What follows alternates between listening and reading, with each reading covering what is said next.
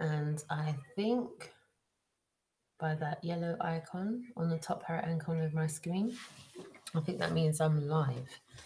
So if that is the case, then good evening, everyone. It is just gone 11:30. It is the 28th of October. I'm Roxanne, the Globalist Denier, and this is the Global Eye Tour from Speaker's Corner, today's update. I'm on my own just now. The guys are on their way to Wales. I'm not sure if they've actually passed the toll yet or not, but they are on their way to Wales just now, so they're not with me at the moment. I'm hoping Jason will be joining me probably in about, give or take 15 minutes, probably about 45 minutes. Jason should be joining me. I think Harry might be sleeping just now. Maybe when they get to where they are, Harry will be up and I'll be able to have them both on. Dave is kaput for the day. Dave's told me nighty night. I'm not sure he's going to be able to last it.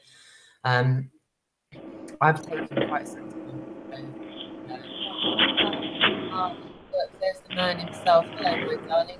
It looks like he's just headphones on just now, and there's the man himself, Jason of the DISBURY. Thank you so much for joining us, darling. Yeah. You're at the helm of the camper van at the moment. It looks like you're driving. Is that right? That's right. Oh wow! So you're still on the road. I was wondering whether you were pre-toll or post-toll as of yet, but yeah, you're on the road to Wales, yeah? We are. We've just passed Newport. We're making our way down to Swansea. Cool. Tapper is going to be one happy man. Do you know what? With all the interactions, because I interact with Tapper on some other channels that I won't go into because those other channels are not Globalist Denier channels yet. I say yet, but I communicate with Tapper on some other channels as well. So I've got massive love for Tapper. I'm gutted I'm not going to get to meet him. So when you get to meet Tapper, will you give him a big hug from me, please? He's been supporting Oh God, another man hug. You know I have difficulties with man hugs. I know. And there's me putting you on the block. So sorry. Sorry. Of course Jason, I will. I tell you, I cannot tell you how much I appreciate you being here with me just now. You know, I was just telling the viewers, listen, hopefully we'll get you in about half an hour, 45 minutes. I know today has been yet another incredibly long day for you. Really in a long list of days since you reached Huddersfield, to be honest with you. It's been non-stop. You've not had a day off. Not had a day off. I'm sure it feels like one day is merging into the next, right? Well, it will definitely feel like that. Is it today or is it tomorrow? Yeah. Yeah, about 25 minutes. All right. Yeah. So I mean, with Swansea and Newport, that's going to be another difficult day. But bring it on. Let's do it. A double ouble, as I like to call it. You got a doubled up day tomorrow.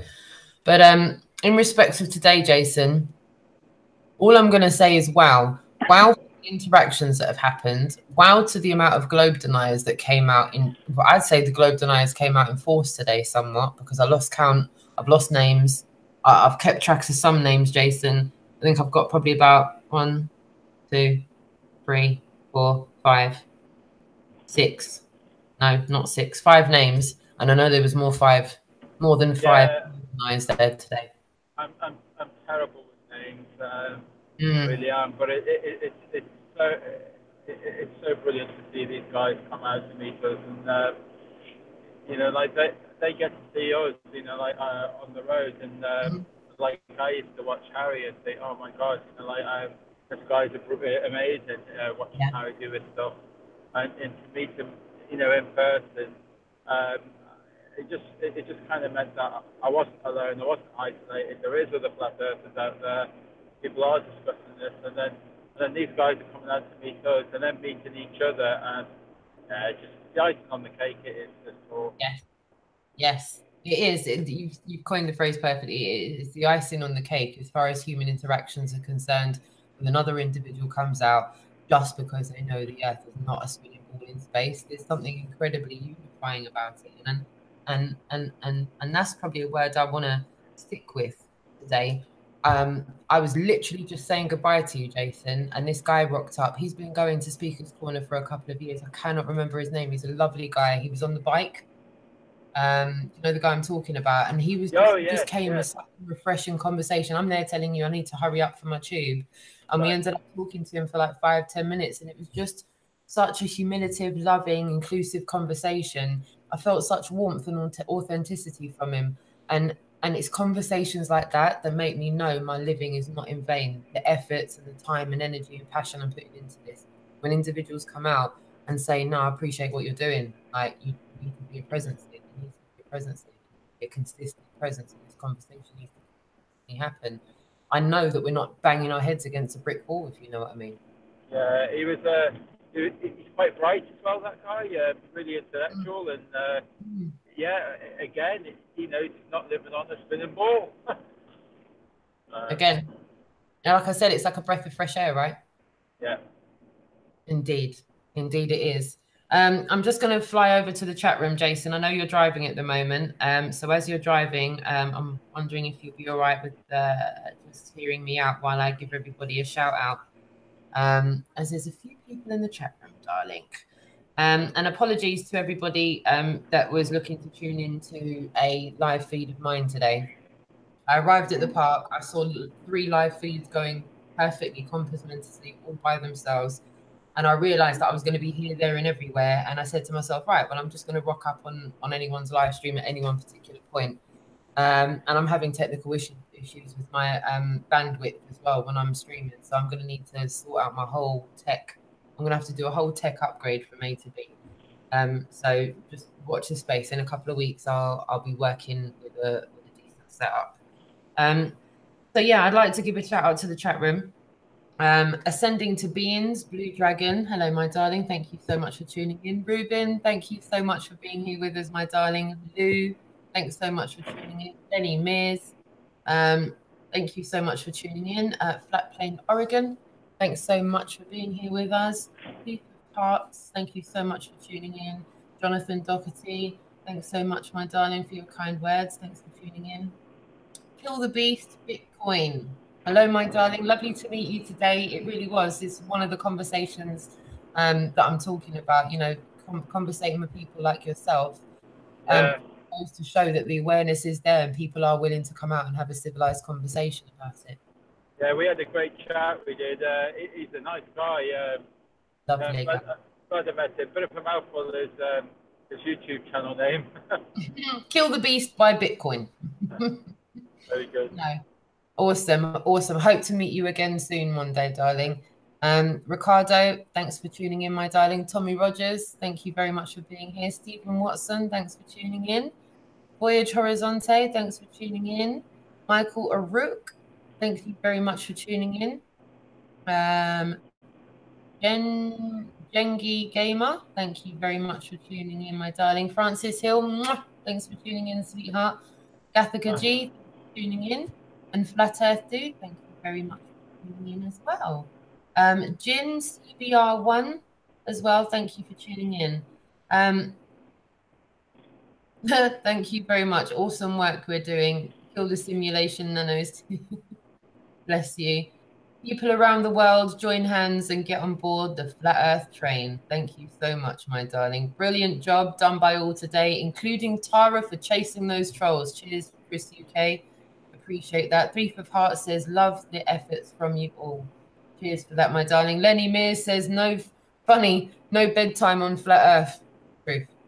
That's the truth. Especially when you're doing a Global UK tour. Seems to be no bedtime, as Jason only who horribly found out when I went on that camper van.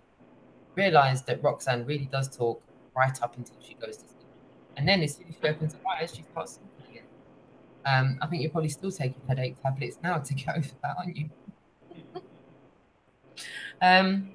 Again, Critical Inception, I want to thank you for tuning in as well. Luke Kennedy and David West, thanks for tuning in. Sleeping Warrior, Pat Mustard, much appreciating you all. Rick D as well, thanks very much for being here, my darlings. Is this the real Sleeping Warrior in our channel? Make yourself known. Apparently, I've got to check that the Sleeping Warrior that's in the chat room has got over 2,000 subs. If the I've just been watching him on Globebusters, so I've been doing Globebusters all night. So Well done, Anthony. That was a good talk tonight. Enjoyed that. Okay, so this Sleeping Warrior has got over 2,000 subs. So according to everybody, this Sleeping Warrior, the one in the chat room just now, is the legit one. He's got over 2,000 subs. All right. He messaged me and he said, make sure the one in the chat room has got over 2,000 subs. If it hasn't, it's not me. Sleeping Warrior, thank you also for tuning in. And John Thor, my darling, mwah, thanks for tuning in, sweetheart. Cheers, John. Cheers. And yeah, so this evening I've got a selection of clips. I feel I need to give you a little bit of background before I play some of these clips. I've fully stated yesterday and in the weeks running up to today that there would be press there today. I made no qualms about that. I didn't try to hide that at all. I said the press would be meeting us there. They were going to document what was going on and they were going to report us on as many of us as possible. Now, I'm just going to put a disclaimer out there because, you know, I've seen some of the chit chat that's gone on and you know, I just want to kind of clarify things. What was done at Speaker's Corner today was no different than what has been done in other locations around the UK and actually at Speaker's Corner in the past. All that was different today was that certain people got mic'd up and we changed the parameters of the safety net in which we work in when we go to Speaker's Corner. In Speaker's Corner, we normally stick to our banners, we stick to our safety zone, we don't really go up into the mix. Today we gate crashed. And I openly said that to the press. I said, we don't normally do this, but you know what? I feel like, you know, we're a week away from the end of this tour. If we're not going to try and start a wave of conversations here, then why are we bothering everywhere else?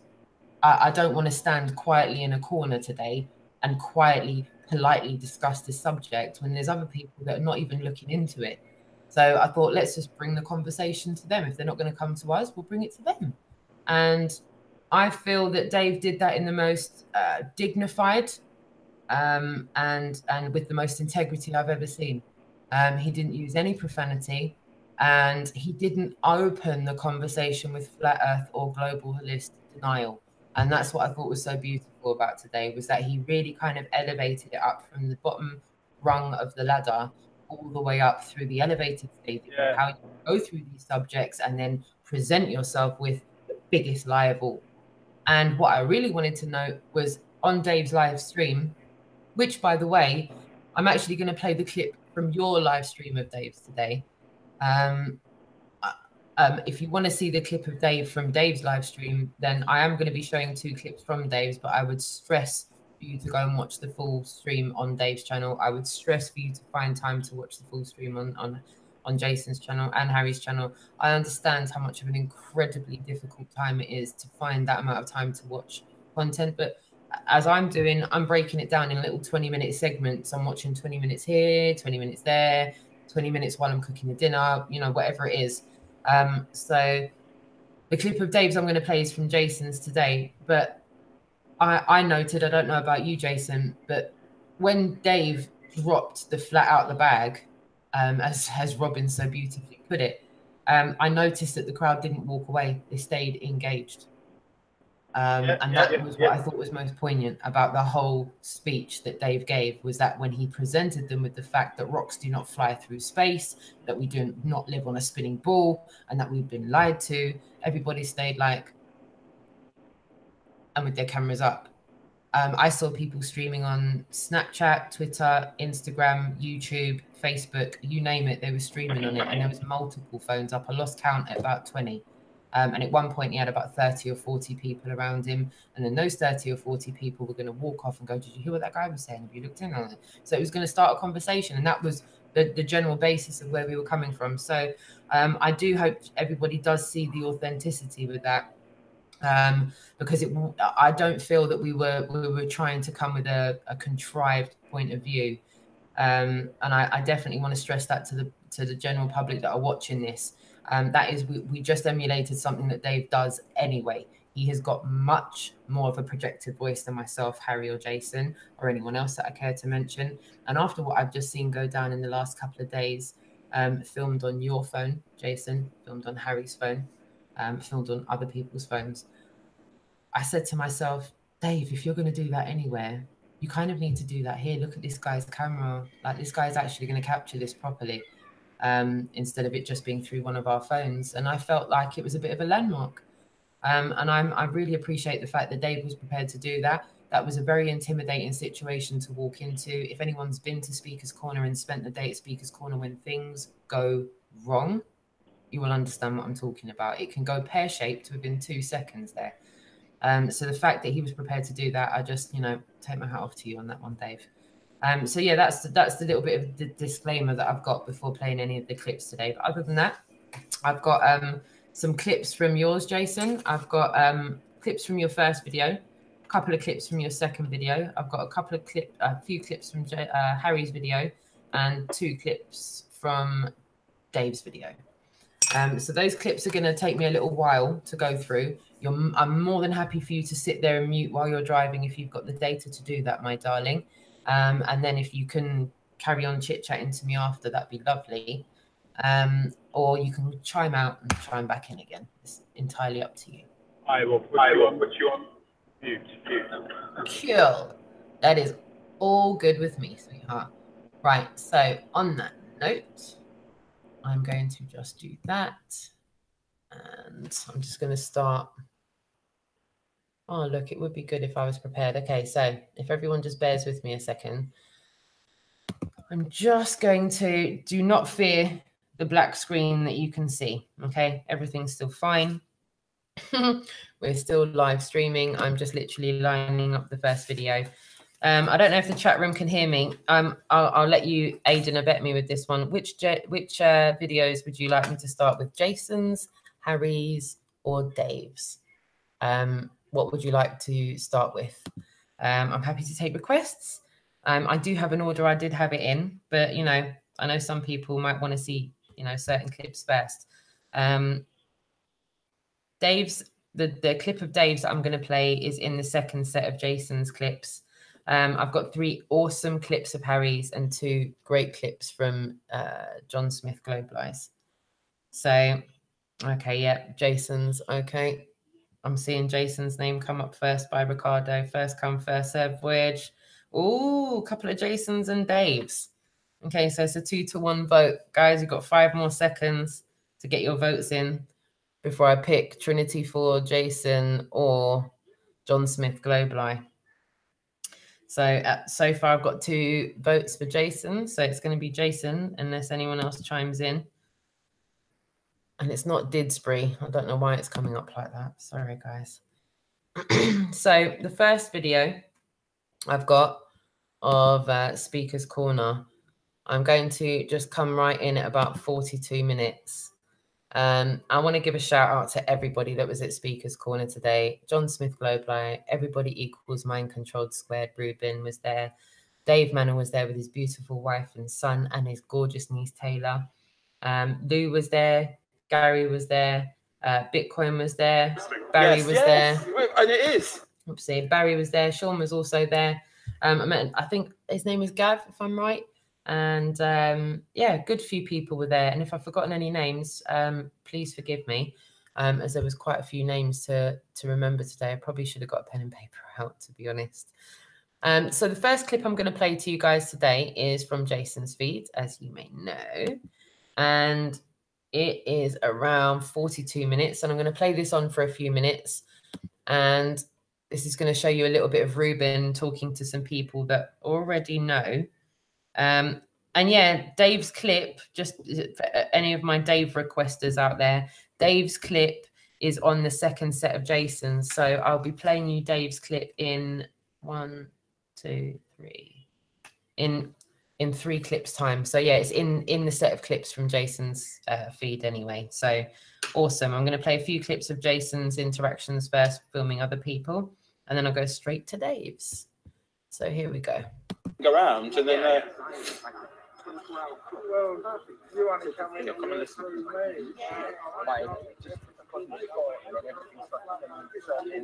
So very well spoken about it, passionate. Oh, look what I've gone and done. Look what I've gone and done. I so think I know what I'm doing, right? And I just don't. So on that note, I need to go back to my Hangouts. I need to go back to sharing my screen. And it would be good if I actually shared the screen for you, wouldn't it? So, yeah, Jason's giving me a nice little thumbs up there as well. So that's lovely. No, that's not good. Needs to go back to that. Okay. Present to everybody. There we go. Stop. Okay. So, with a bit of luck, I've got it sorted now. If you guys just bear with me, hopefully you'll be able to see what I see. Great. Now I can get back to playing it. Give me 1 second, guys. And here we go. I guess that's something what's missing. Most people, we don't have it. This is Ruben today talking to a selection of people that already know they're not on a ball and some people that are finding out that they possibly are not living on a ball.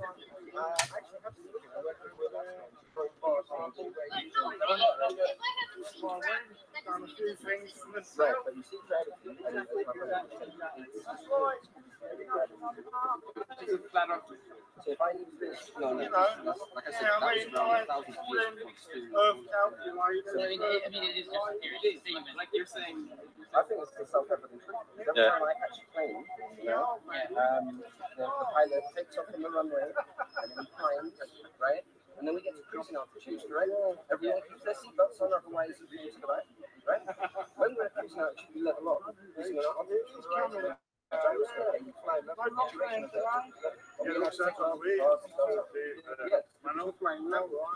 Have you spoke to this gentleman here? No, this guy here. I need to speak to him. Yeah,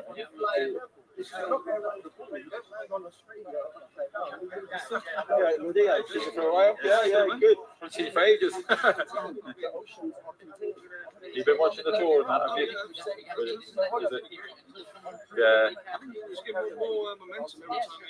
Yeah. Yeah. We're hoping today's going to be a really good turnout.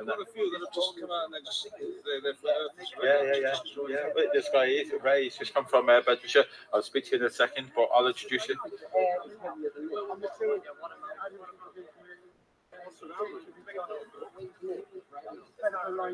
Yeah, exactly, and I'll see that one. I thought it was fantastic to him because what you've got to remember, he's had that. He's been doing that. He's been spending that stuff for years, and he suddenly realised. Like I was telling you about the girl in the pub. She's going to uni now. She's got her A level in maths and nothing other. And she realised it. They still got to be careful. Their job depends on it. And oceans, your own weight. People say if gravity, this makes me laugh. If gravity wasn't real, I'd float off. Are you agreeing with me? I'm not saying you're saying that. I've heard this argument before. People say that if gravity wasn't real, I would float off. No, because the molecules which make up your body. Go around. Just get the sun behind me. That's right. Why would they make up gravity? Why would they make up the earth gravity? What are they actually achieving by having it? Apart from the money. Like, okay, the money you're saying that's for NASA, that's like one organization. But like, how are they controlling? I think you have to again look into the sport yourself and come to your own. I can tell you things all day, but if you're not accepting it, that's a different matter. No, I'm just wondering, like, why would they have and again, these are just these are just things that I've managed to find out for myself. I'm not really lying to you. But you said it was like the unit theory that there's like Is it? It's the motivation for having theory. You know what I mean? Why? And that is why it's actually come forward. Education system where everyone this idea to you that we want to spin in water, massive amount of water can stick to a spinning ball. No, I said every time I've been on a plane, honestly, so is saying this is self-evident truth because liquids, in my experience, my 34 years of experience, liquids have Land, you shouldn't be able to see. I've never seen a liquid stick to a ball. It's on your list. It's land, you shouldn't be able to see. Yeah, That's a self-evident truth, isn't it? You know, you've done that experiment. But yeah, but the elevation was taken into consideration to get that mass. So if you stand like on a beach, right? Yeah. And I mean, it's a promenade. That I understand the thing, but like what they tell us is the curvature of the earth. If it was like curved like that, the height of the are you happy with the maths and the spherical trigonometry? No. I mean, we were at Oxford and Cambridgeshire and all that, and they seemed to be happy with it. You know, I challenged them on it, and they said, yeah, it seems okay for them. So if that is the case, and we see land over 273 miles away, you know, like, and I kind of think that, well, these are the questions that we're asking. Why are we seeing land? Sorry, before you start, there's a guy who's on YouTube, Jay Tolan. He's got infrared footage that can cut right through all the atmosphere and all the air pollution, and he sees up to 600 miles away. He actually has got a bit of footage for 1,200 miles, but I'm not sure whether that. I think that's debatable. He's on the airplane. That way, 600 miles. Yeah. 600 miles that way. Yeah. Basically, what you do is you're on the beach, you look at the horizon, you see your eye level. Okay, if you jump in an airplane, go to 42,000 feet, that horizon is still at your eye level.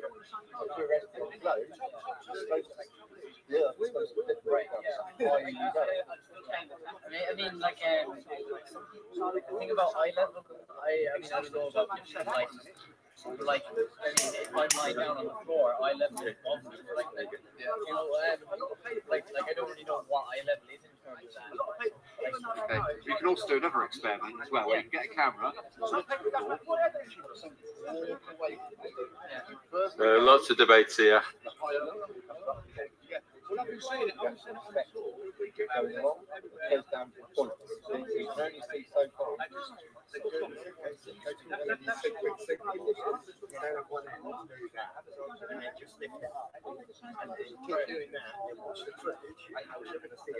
You know, I just want to point out Yeah. that this is what's so amazing about That's right. locations like this, is that I'm just going to turn it down a little bit because the boys are just talking just now. I just want to. There's absolutely thousands of that.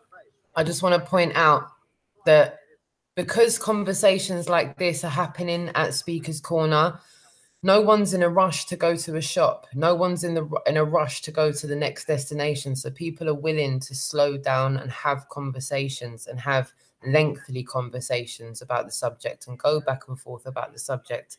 And in situations like this, when you see a group of people sectioning off like that, where Ruben's talking to a bunch of them, these guys are having a dynamic with the youth as well. And it's not turned nasty. There's no one arguing. No one's getting cheeky. People are putting their ideas across. People are putting their reasons for not believing and knowing across, and it's not offending.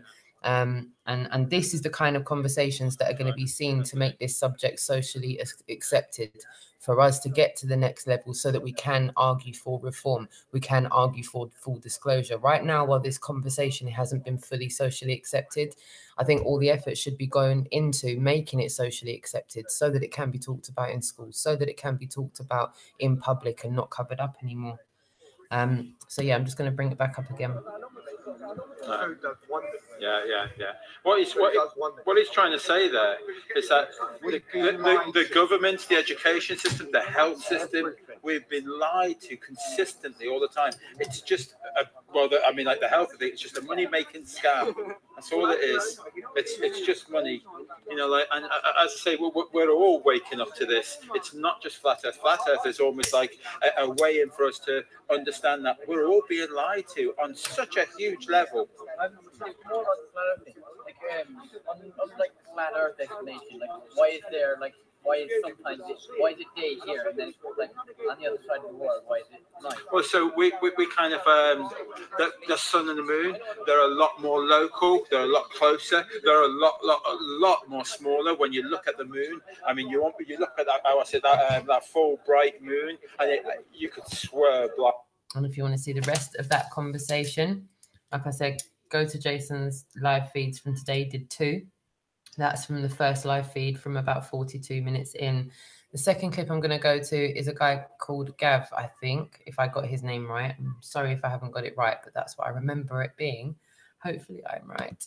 And I'm going to play the conversation from around here. I just showed you on my phone. They're going to Mercury now. No, that's the best one. They're going to Mercury now. If they're going just sort of like a little bit sort of like outside Earth orbit, and it don't get roasted. How far is Mercury from the sun? Supposedly 93 million miles away. Yeah.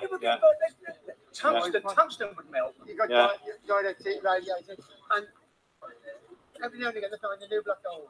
Yeah. Or a planet like ours. Every now and again. It's ludicrous. Well, we can see all that far away, you know, millions and millions and millions of light years. Yeah.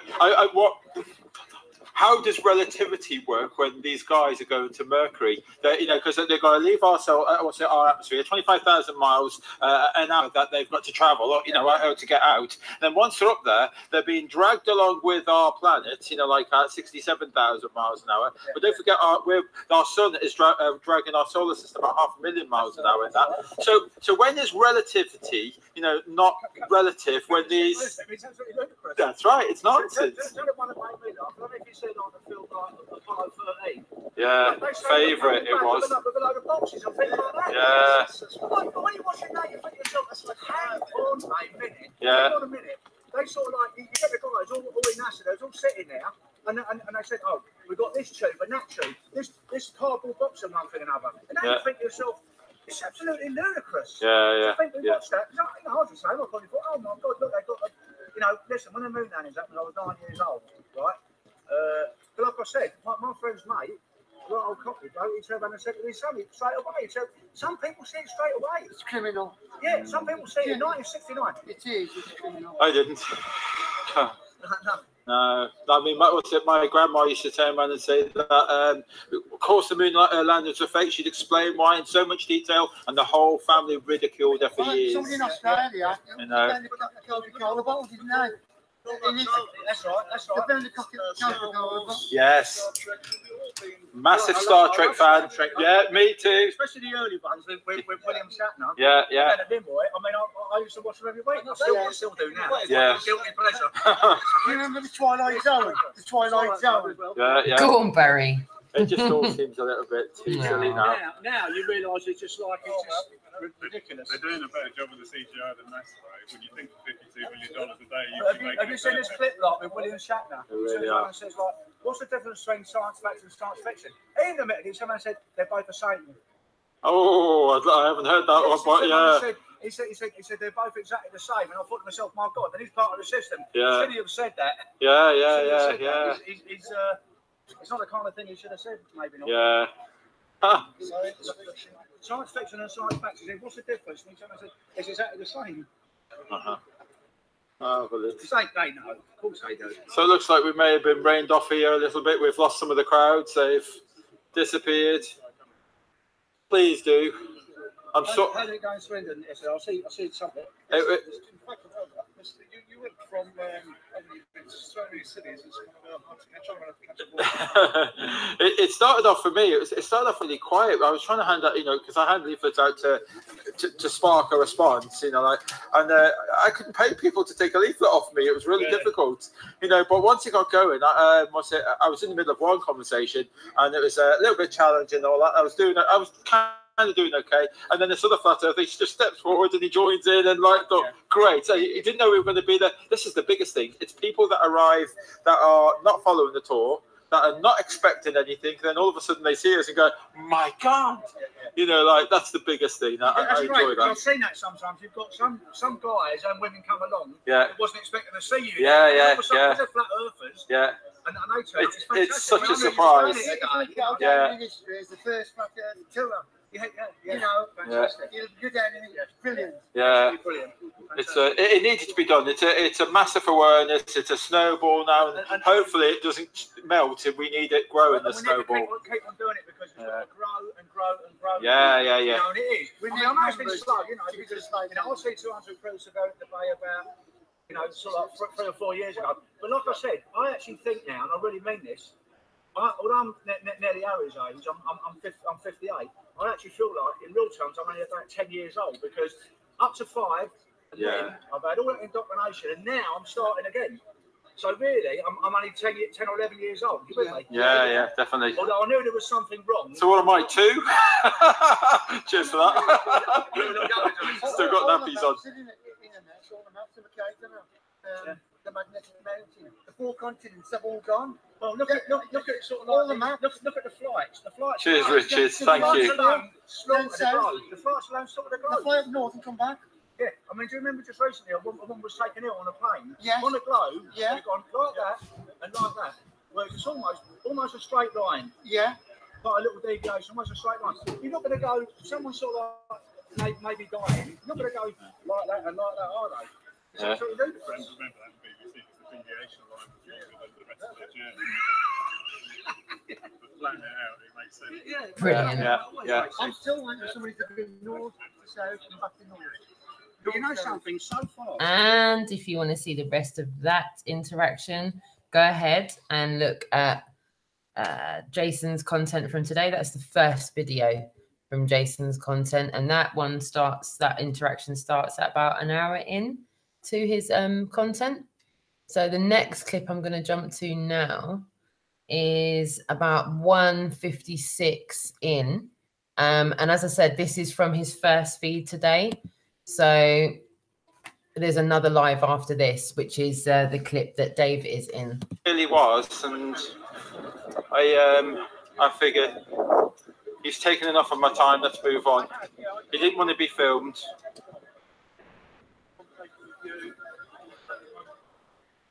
Oh, these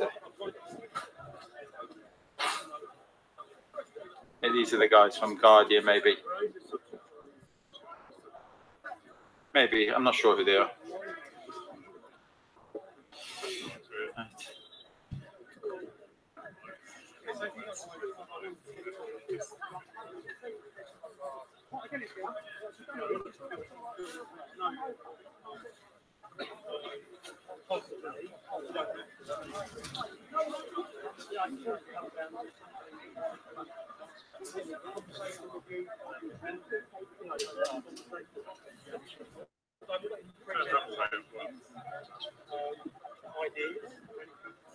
I'll move around.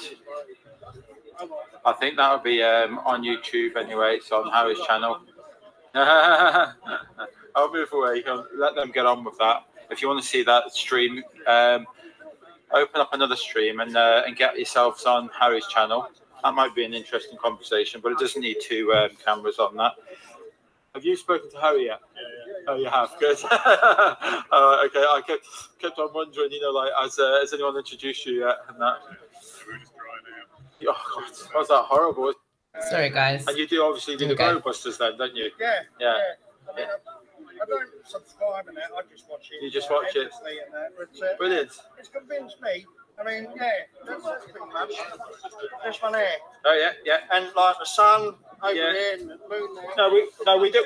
Well, that's right. As a season. Yeah. Off to Cancer and then Capricorn. And it makes sense seasons on that, doesn't it? It's all around here. It's like I don't know, about 80-foot wall of ice. Well, there is. I mean, some claim there's 200 feet, up to 200 feet wall of ice, and there is. We've seen, Explorer scientists and all that. They're suggesting that there is, but they do have shorelines as well. So there is. I mean, we know how a shoreline works. We know that water has to be contained. Yeah, it seems like that. Yeah. I've watched. I'm interested in everything. Yeah. Nibiru, that. I did a little bit on that, Nibiru and that, but it's. That's supposed to be dry in the sunlight now, and then I'll show it space. Yeah. It's got a tail of hundreds of millions of miles of debris in that. I find it interesting, but there's certain things we can't prove. We can have our little theories about it and talk about it. So it's, because they also say about the sun, only about 3,000 miles away. About 3,000 miles away. Triangulation and that. I think they do it through sextants or something. Do it through that. It's only 3,000 miles. So it has to be a lot smaller, obviously. Yeah. And then also the Nibiru, which comes around the back, every 3,600 years. That could be your eclipse. Oh, sorry. Yeah, I know what you're saying. Yeah. Because Yeah. Pathway and that. I know what you said. Yeah. We'll go like that, but that goes that way. Right. And a very long.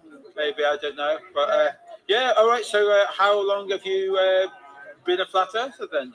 Would you say? Well, I'd say a good year anyway. Yeah. I'm about a year and a half, 2 years in. I am. You know, like, and there's, so you, even yourself, there's so much more to learn, isn't there? It's never ending.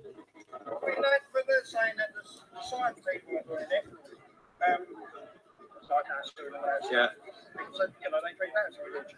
Right. As well as our stuff. Yes, yes. Well, it is a religion. Because Yeah. you have to form all of these beliefs. You believe that or believe that. Yeah. If you believe in something, it's a religion. That's right, of course. Yeah, oh, that's brilliant.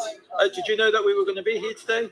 No, I do come down here every so often and that. And well, we're doing a thing called the UK Globe Live tour. So we're going around the whole UK, showing awareness. And we kind of started off at Taunton, went down to Land's End, been off to Ireland, Scotland, and then coming back down. Tomorrow we're in Wales tomorrow, and then we're making our way back up. So is it a pleasant surprise to see it at this scale? You know? Yeah, we're here for most of the day, unless weather depending, of course. You know. Yeah. And there's quite a lot of Londoners here as well. You know, like you're from London as well. You're from of course. I think this chap here is from London. You've got Ruben. You've got Ruben over here. This chap's from London. Yeah, you've got Dave Manor from London. So yeah, I mean, and these guys are starting to come down a bit more regular. But as we get closer and closer to the winter snow and all of that business, it might get a bit thinner. but they're down here talking about it. Yeah, 8 inches per square mile. Yeah. 8x4 times table, isn't it? Well, yeah, 8 to 32. And if you want to see more of that interaction, go ahead and watch Jason's live from today. The next interaction I'm going to go to is from another person that knows they're not on a spinning ball. And that is Kill the Beast by Bitcoin at about 225, if I'm right. Well, not right. There we go. Here we go. I've been on the street for right. My first sort of insight into Derek 2 days. Yes, yeah. Absolutely changed my mind. Did me. I don't know if you heard my story. Half an hour, shut it down. It's like, no, what's this crazy man doing to me? You know, that's a hard. And he's actually given me permission to upload content to my channel. Okay. I've only put a couple up. Yes. Yeah. Yeah. It's important that we all do this, isn't it? Because their channels may get shut down, and we need extra channels, you know, like that's got this information.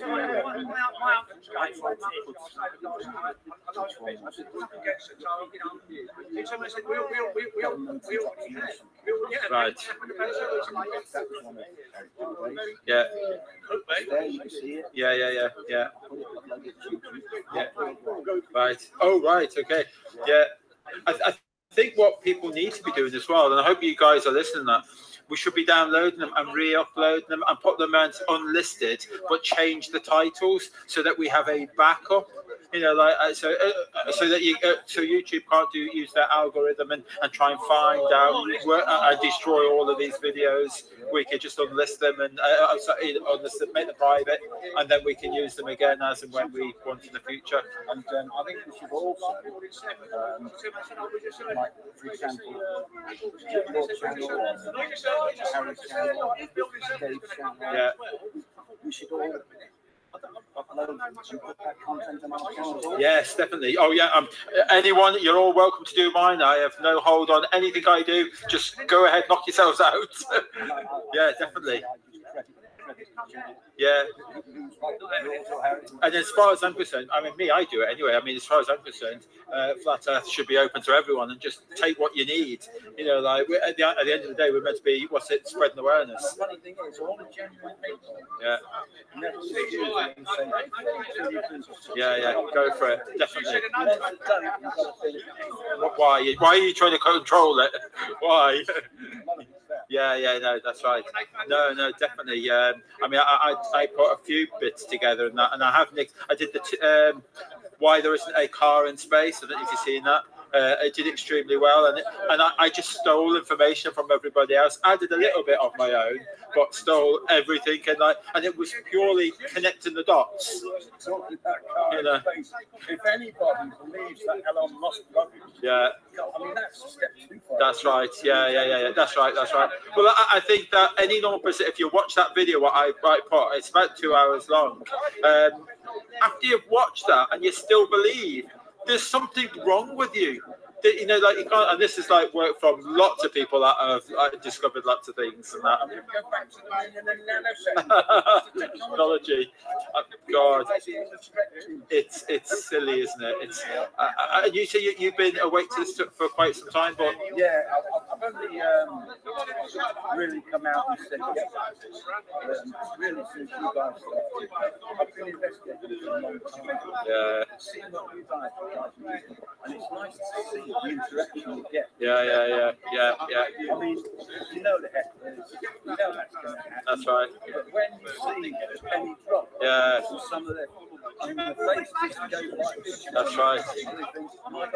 I mean, for example, the easiest one, which really strikes me, is the one where if you're flying around the globe, yeah. You got to be tipping the nose every 1.2 miles. Or that's it. Yeah. I mention this so often. What do they do? Fly perfectly straight. Yeah. 10,000. Yeah. Of course you go into space. Of course you will. Is that not common sense? You know, like. I'm not in my helicopter. Yeah. I'm hovering. I'm over the same spot. I've been here for 3 hours. Yeah. Why hasn't it moved? But that's what they said. That's what they thought the Hindenburg would do. That when they built their airships, they thought that they'll go up and then the Earth will rotate underneath. You know, and New York will come to them. That's what that was all about. And then they figured, oh, oops, we've made a mistake here. I think they might let the cat out fine. I mean, the flat cat is out now. Yes. But what might do it permanently is if everyone concentrates and tries to fight against this bloody Antarctic. Yes. That is a big. Yeah, you know what? I don't think I've heard anyone mention this, and yeah, that's a really good point. That. Yeah, I think we can. I think number one is we have to start somewhere. So we could start off at the petition website, and then if you come across that one, you can you get enough names together, put it on the petition, and then it gets spoken about within. Is it within Parliament? You know. Yeah. That's it. Yeah. So that why did they all get together? Yeah. Decide they had to. While some of them are at war. That's it. That's what they try and tell you. And it's ridiculous because if you think about it, I mean, like we have conservational areas in the UK, in America, and all around the place. But we're still allowed to walk in these conservational areas. We just have to take a little bit more care. You know, like so it is. It's a bit silly. It is. They've gone overboard. Waking up, Jason, slowly but surely. Yeah. I've got free time now. I'm 67. I'm a retired slave. All right. And I work all my life. Well done. If you want to see the rest of that interaction with Jason and Bitcoin, go ahead and watch Jason's feed. I'm getting the names all muddled up now. It's been a long day for me as well. So the next piece of content I'm going to show you is from Jason's other feed today. And as I said, that feed today that I just played you was 2.5 hours long from Jason. So try and split it up in whatever way you can. I played you a couple of highlights from that one, but there's plenty more in that. I think Jason also manages to capture the media at some point at that live feed right there. This one here, I've got 2 clips, one of which includes Scenario where Dave Mannell. He took to Antarctica 4,000. Before I play anything else, I'm just going to go to here. And with a luck, I will have the right clip. There we go.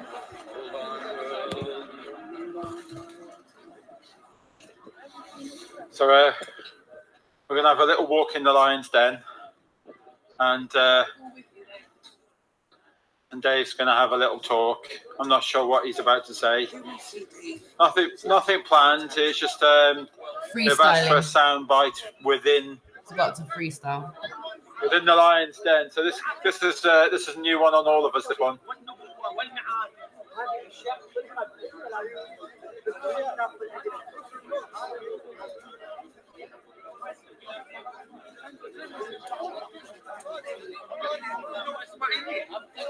There you go, right in the centre.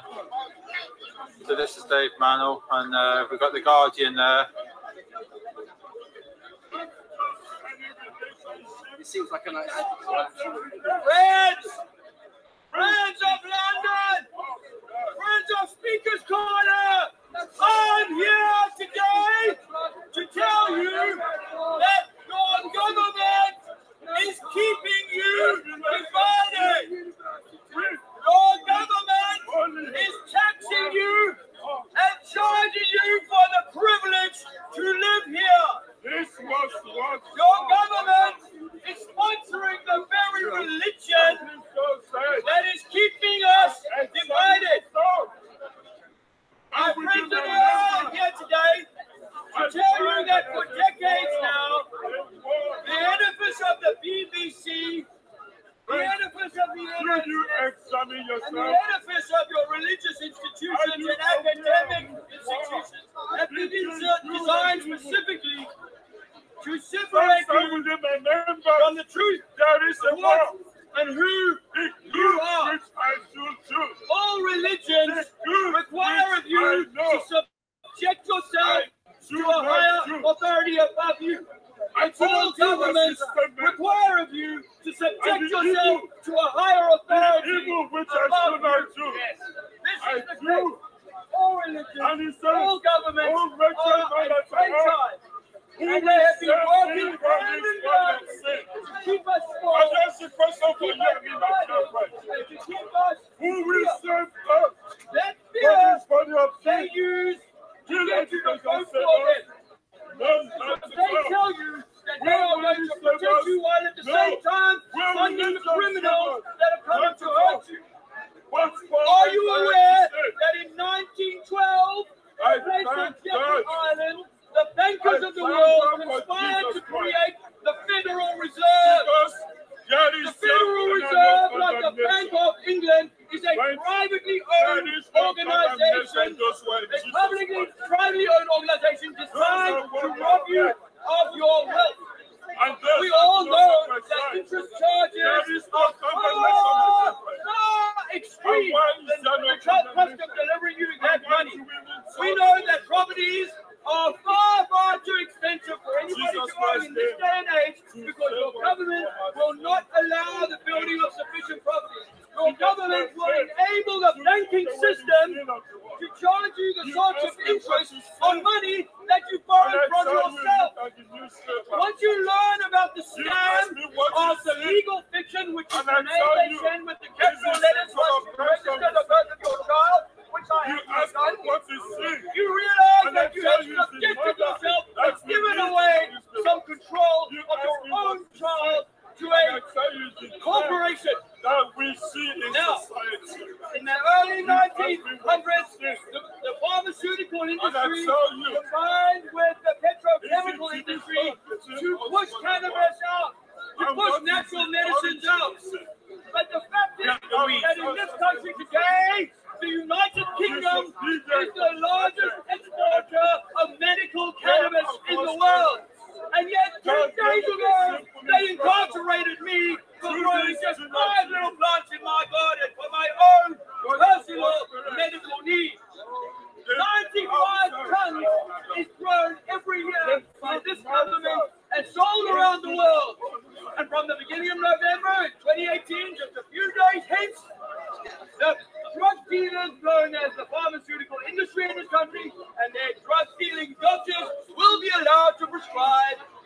cannabis product while still incarcerating an innocent, good human being like myself. There's far more that you need to understand because your biome, the entire environment that you live in, has been poisoned systematically. The water is very poisonous. You should be distilling your own water. The fruits we all know are loaded with toxins, loaded with chemicals, loaded with artificial sweeteners and other things that cause cancers. The advice that you get given by your government that this sunshine is bad for you and causes cancer, absolute poppycock. The sun is your friend. All energy, all life requires the sun to grow. Don't hide your children from the sunshine. Don't wear the sunglasses. Your eyes are the window to your soul. If you do not sungaze every 6 days, you will not be nourishing your soul in the way that the sun shines. You need to realize that not only is your water poisoned, but your foods are poisoned too. Tesco, Sainsbury's, Lidl, all of these companies are by the way globalists elite. They have not got your good interests at heart. They have got their own personal profit interests at heart. So I'm asking you to take stop watching the Netflix.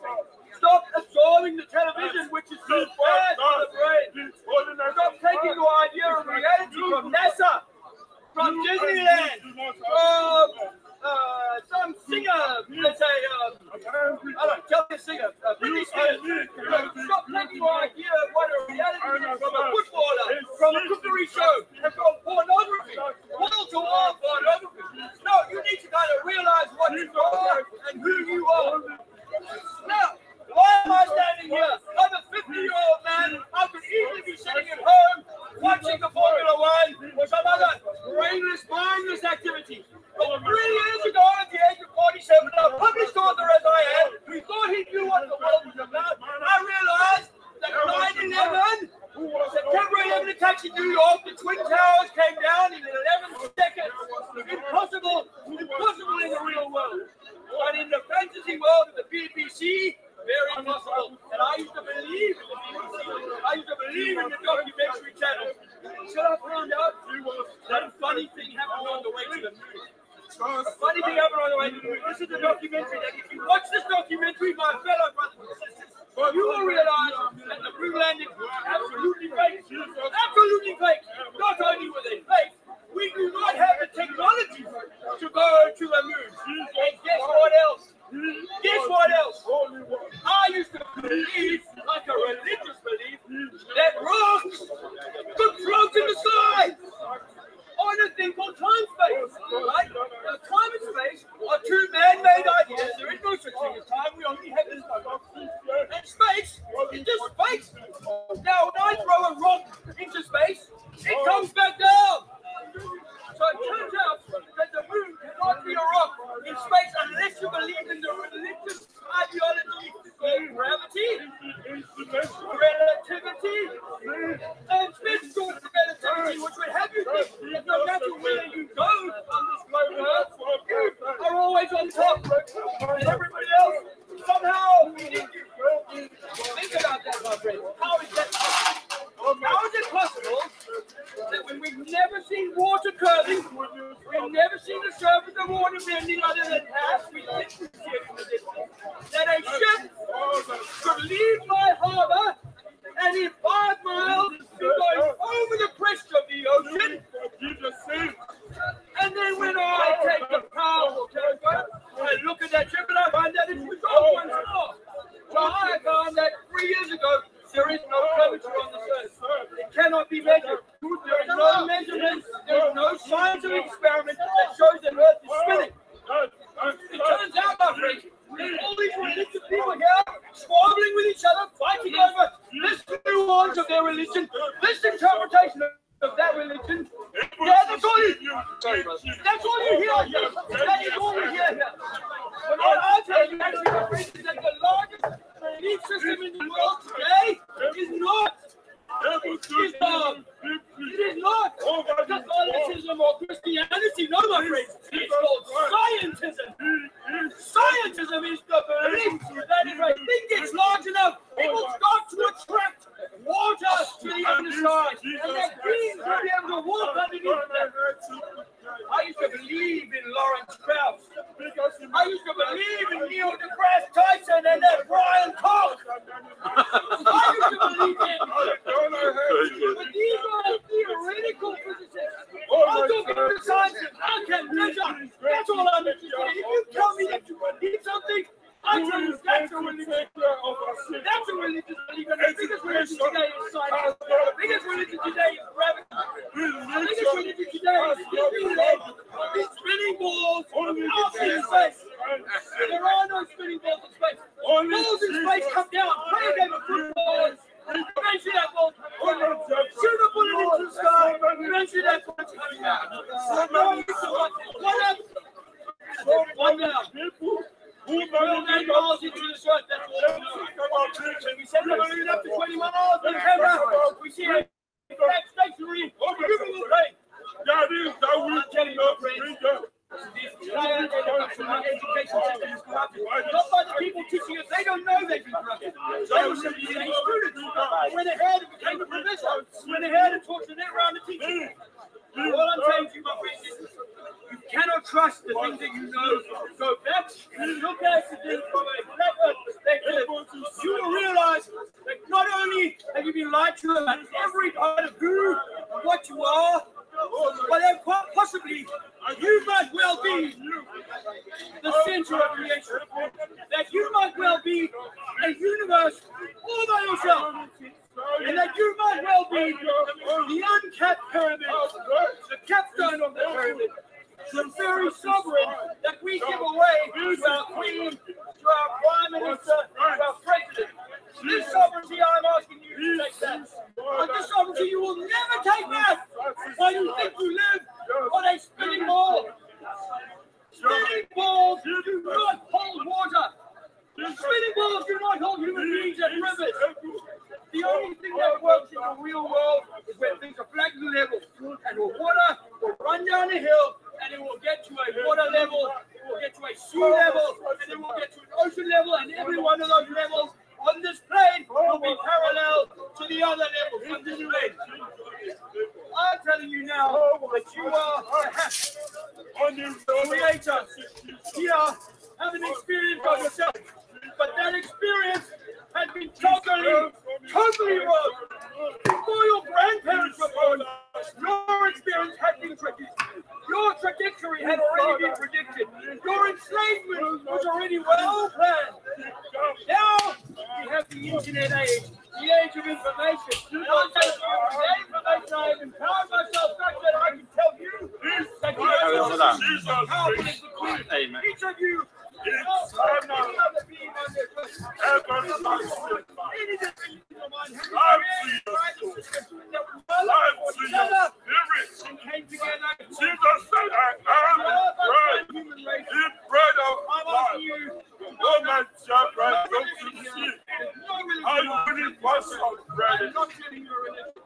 I am not telling you a government, and I'm not telling you to go and do the government. I'm telling you to know yourself. Give me one, please.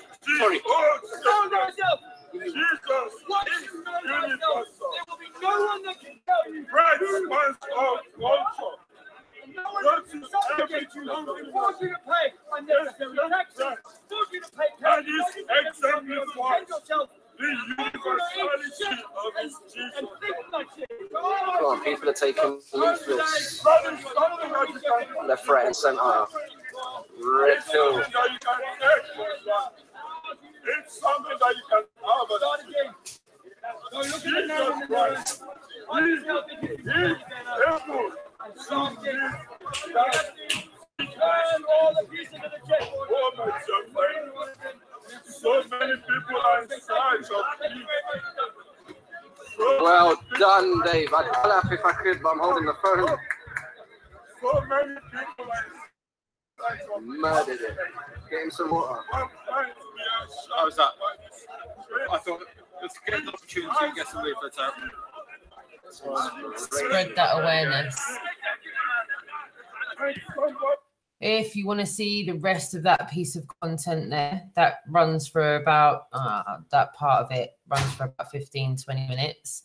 The next clip I'm going to show you from Jason's feed today is around 31 minutes in, so it's not too far after this actually. And that clip that I just played you from, you know, Dave's speech was the clip I was explaining to you at the beginning of the hangout. You know, the Guardian were there, and Dave had done this a couple of times before this week, and it's not like Dave's never done that at Speaker's Corner before. He just hasn't done it with as many cameras around him. So we seized the opportunity with the media there to spread a bit more awareness, get a bit more people paying attention, taking it seriously, which people seem to do when they see someone standing there with a serious camera. They see it almost, for some reason, it almost acts a little bit like a lab coat. So as again, we found an opportunity to get some more red pills out there, get some more people questioning what they've been taught. And it seemed to work, like you just heard Ruben say, as he was holding Jason's camera, that people were taking these leaflets, and these people were nowhere near the banners. We had to walk to the other side of Speaker's Corner to do this. And I feel it was a really good task that was done. This next clip is a clip of a guy that's been going to Speaker's Corner for quite some time, and for some reason I've got a mental block for, so, you know, if anyone in the chat room seems to know his name, that'd be awesome. I, for some reason, for the life of me, cannot remember his name, and I feel really bad because we had a really lovely conversation. So if you're out there, so sorry I forgot your name, but I look forward to seeing you again at Speaker's Corner. This is an interaction that Jason had with him this afternoon, and I'd like to play for you. So here we go.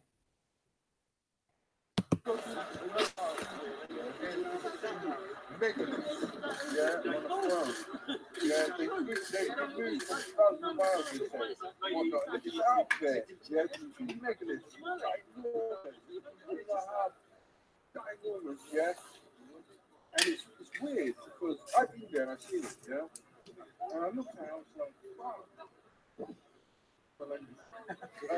That's the same thing. That's what was on the image, what I've seen in the illustration. In the illustration, it's got that, I don't know what queen or king on the throne on top of the pyramid in the illustration.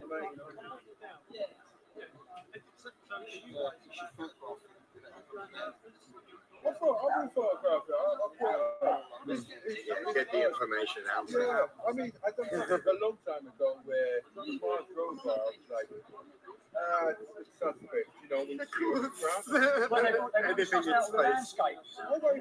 The landscape is like part of Arizona or something like that. Yeah, I know. But even before he was even dealing with that, I said, let me just take it to Photoshop because I know how to deal with it. This kind of gravitating, so it really is. Right. So what I did, yeah, I looked for photos of the same Mars rover on Earth in the laboratory, so I could get the correct colours, yeah, for the aluminium. So, you know, black will be black, this silver will be the silver. So I can colour match the silver, and it will colour correct colour of what the Mars rover will be. Right. So when I did it, all the red red, lamb was brown, and there was all bits of green color. Suggesting that they were in Greenland. Somewhere, but it's simple tools like that. When you have people, you know, it's like technology, like with a 24-hour time lapse, and there's no cloud movement. Yes, exactly. Synthesize nature. The one thing you know, you do 3D. Synthesize nature.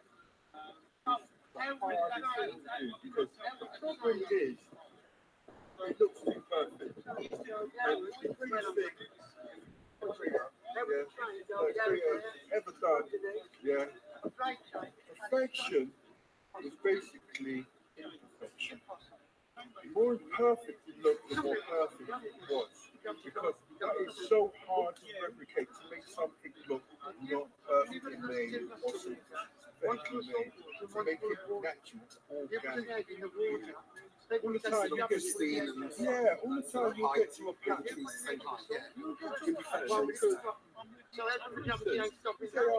There's chaos and there's chaos. Really, truly Okay. Oh, sorry, I've given you an old one. That's the newer, updated one. That's the one. Oh, sorry. Thank you.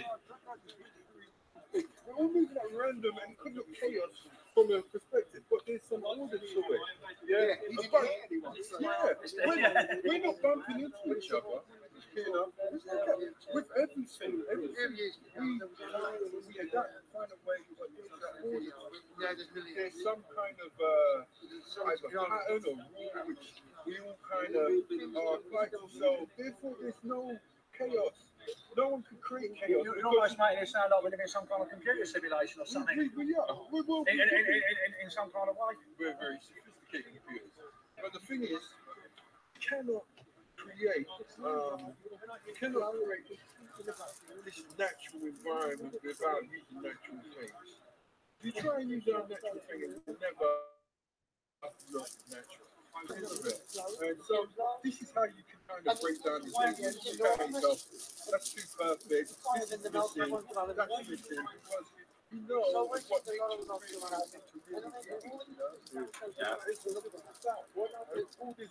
really to really all this the stars, we've got the parallax, you put a camera down on the screen and it does a bloody circular motion with the time trail. You know, we use the technology to bring more technology. You know, a lot of learners, they can't get their head around how it actually works. It's something they go, maybe it's beyond our understanding. Maybe it's the part created beyond our understanding. We can't understand it because it's beyond our understanding. I think you can't totally understand it, but simply understand it, I would think like kind of like yin and yang and in a spiral dance. Yes. Right. Yes. Yeah. Now, whether it spirals upwards as well, that's another. We've got to look at other dimensional movement. Yeah. There you go. Check for that. I never. Something. I don't know what brought it to me, but spiral came into it somehow, and I can see that throughout history, spiral has been very important. And it's always been there, hasn't it? It's always been around. It's always been there. And the yin and yang is sun and the moon. Known from a long time, and we can relate it to the map. So how it moves in to make the day shorter and the days longer as well, you know, through the seasons. That's how you can get seasons going up and down as well. It must go up and down because now obviously like it's coming into winter now. Yeah. And obviously, you know, we've got a fantastic summer, you know, but now it's getting colder. Is the sort of like the actual sun moving upwards? The apparent sun is affecting the apparent sun is moving upwards, so it's not so intense. And it's all speculation. Same with the winds. When you start looking at the winds on the planet, it starts to make sense. It's going around. That's right. Yeah. And the oceans. You're doing some funky things. Does that make sense? Very good, yeah.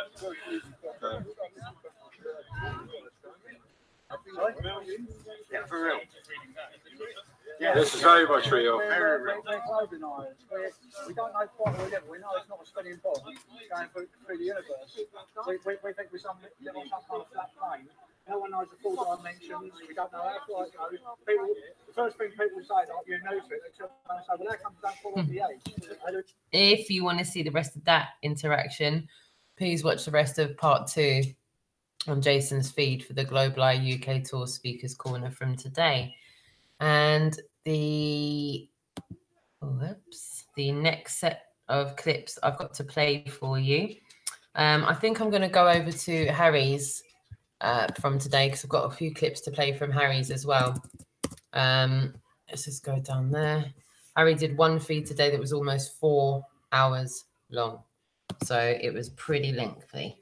And I've got a few clips lined up from there. I'm going to start off at about 24 minutes with the ball denier.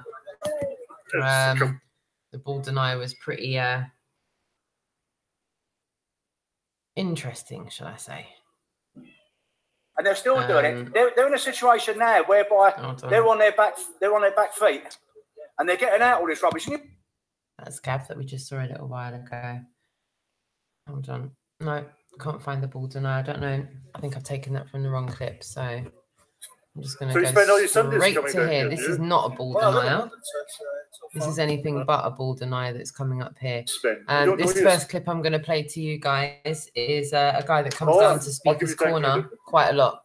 I'll just play it from here. Hello there, how are you? you mind me filming? No, no.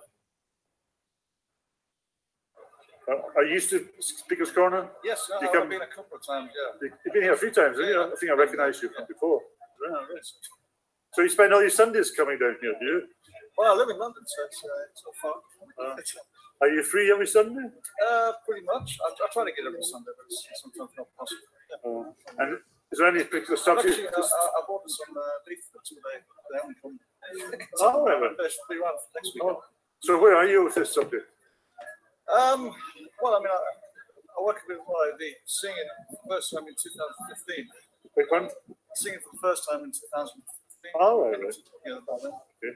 But it's, I've come in on the back of the legal name fraud and stuff. So yes. Once you go a few lines of the legal system and all that kind of stuff, an extra line, a big lie is, you can handle it. Yeah. So it wasn't a big shock. I mean, I think it took me a couple of days to just watch a few more videos. And you really don't expect you've got to keep researching it, whether it's a sphere or could you come over here then? Whether it's a whether we do concave more of a what you call it, sort of Truman Show thing, or whether it's actually flat claims. I personally got a more big hunch that it is just a flat material plane. When you dream, when you go into your dream state in the astral plane, it's a plane above. So when did you realise you weren't living on the ball then? Pretty much after a couple of the Eric Delay videos.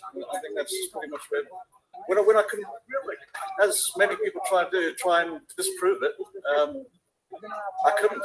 So you left with the thing. I mean, whether it is some sort of larger spherical. So if you over take over the microphone. Yeah. I mean, whether it is a larger, spherical or some sort of different plane, concave dome structure.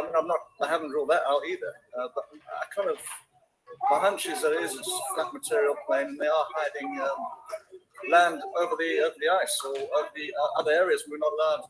Because one recent thing that I have found is that some of those old maps, those old 15th century, 16th century maps, there's a lot more land even in the North Pole, which they might be hiding as well.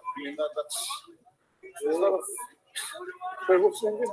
No. Well, I have to shake your hand. No, every flat earther I meet, I shake their hand. Well done, and it's great. Yeah, no, I've watched you. You've been up and down the country already. Yes, yeah. This is our final week. So next Saturday is our last day. Oh, right. And we'll hold our conference in London Saturday. Would you be able to come to that? Yeah. Excellent. Next Saturday. Next Saturday, yeah. We're not sure of the venue yet. We're choosing between two venues. We'll ever know which venue we're going to. So, yeah. Do you know anyone else in your personal life or family that are also aware of it? No, I've it's only because of the truth groups on Facebook and stuff. There's a lot of friends on there that are into it.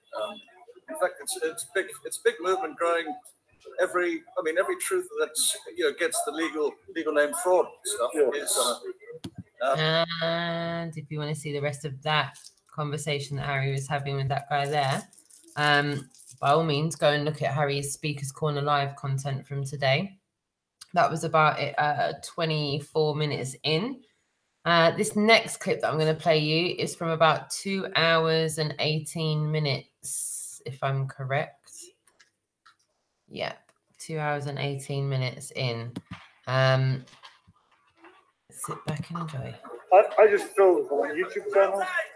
I just ask people a couple of questions. Can I ask you a couple of questions? What's your channel? If I give you a channel, I'll give the game away. It's about questioning your sense of reality. Okay, go on. Okay. So where are you from? London.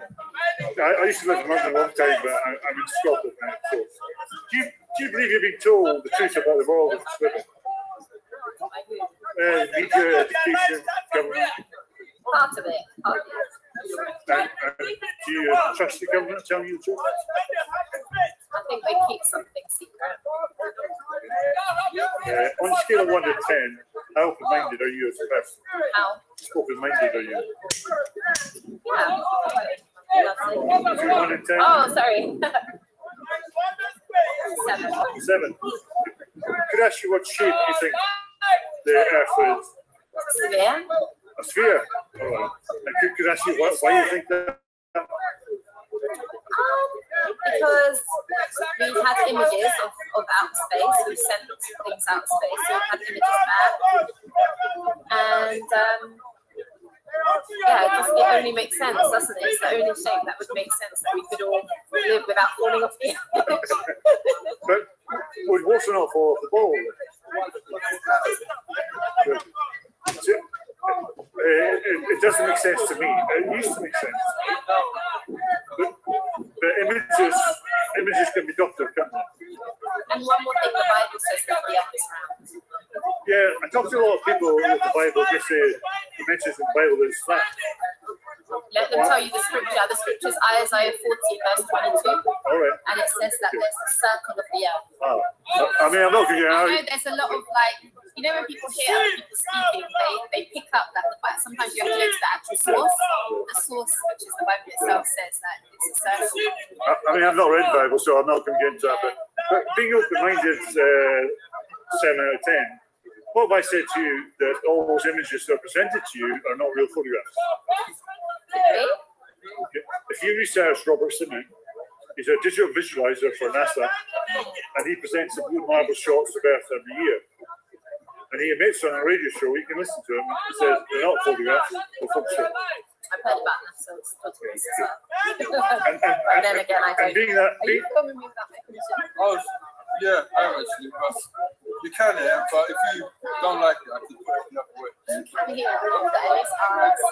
No, it's a given here. It's the same stuff. You're together. We're not together, but we met before. Yeah. And I've been watching you on your journeys, you know what I mean? It's doing very good for the flat earth community. Thank you very much. Not a globe community, you know what I mean? A lot of people waking up. If you're religious and you're Christian, to be quite honest, I think a lot more people who get into it, and they may not be religious, when they start researching it, they might start turning towards what's been said in the Bible because it kind of corroborates it in many different chapters.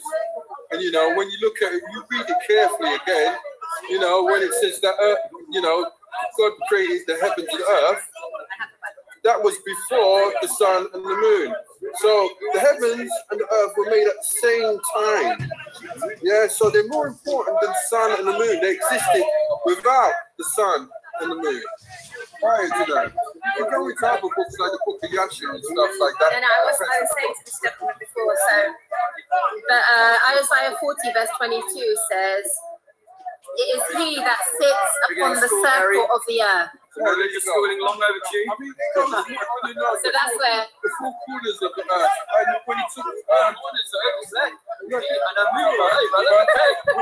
when he took him up to the top of the mountains to show him the whole of the earth, all of the earth. You only can do that on a plane. You can't do that on a ball. You can't see the complete ball by going on the top of the ball because every point is unique and it's a sphere, and a sphere is a unique object, you know. But then we are also thinking of the body, the human body. We're limited, aren't we? But if we were God, maybe God could show us that. You know, so sometimes because we're used to who we are seeing things from our perspective. I was hoping it was about flat earth that was going into religious debate. Yeah. I don't like it. No. So I'll make backwards sheets. Well, in moments like this, it's better to start actually questioning people. How do you define reality in yourself? Do you always refer to the Bible or to the religious book for every single thing, or do you use your brain? Yeah, well, to me, it's a bit mechanical. Repeating something else's words. Yeah. Makes you own thinking.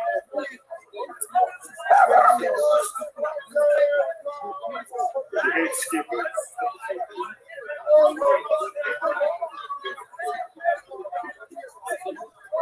On that note, you can see exactly really where that conversation went. It started out and then she kind of took it down a religious narrative, and I think that's quite representative of how many conversations actually go down that road.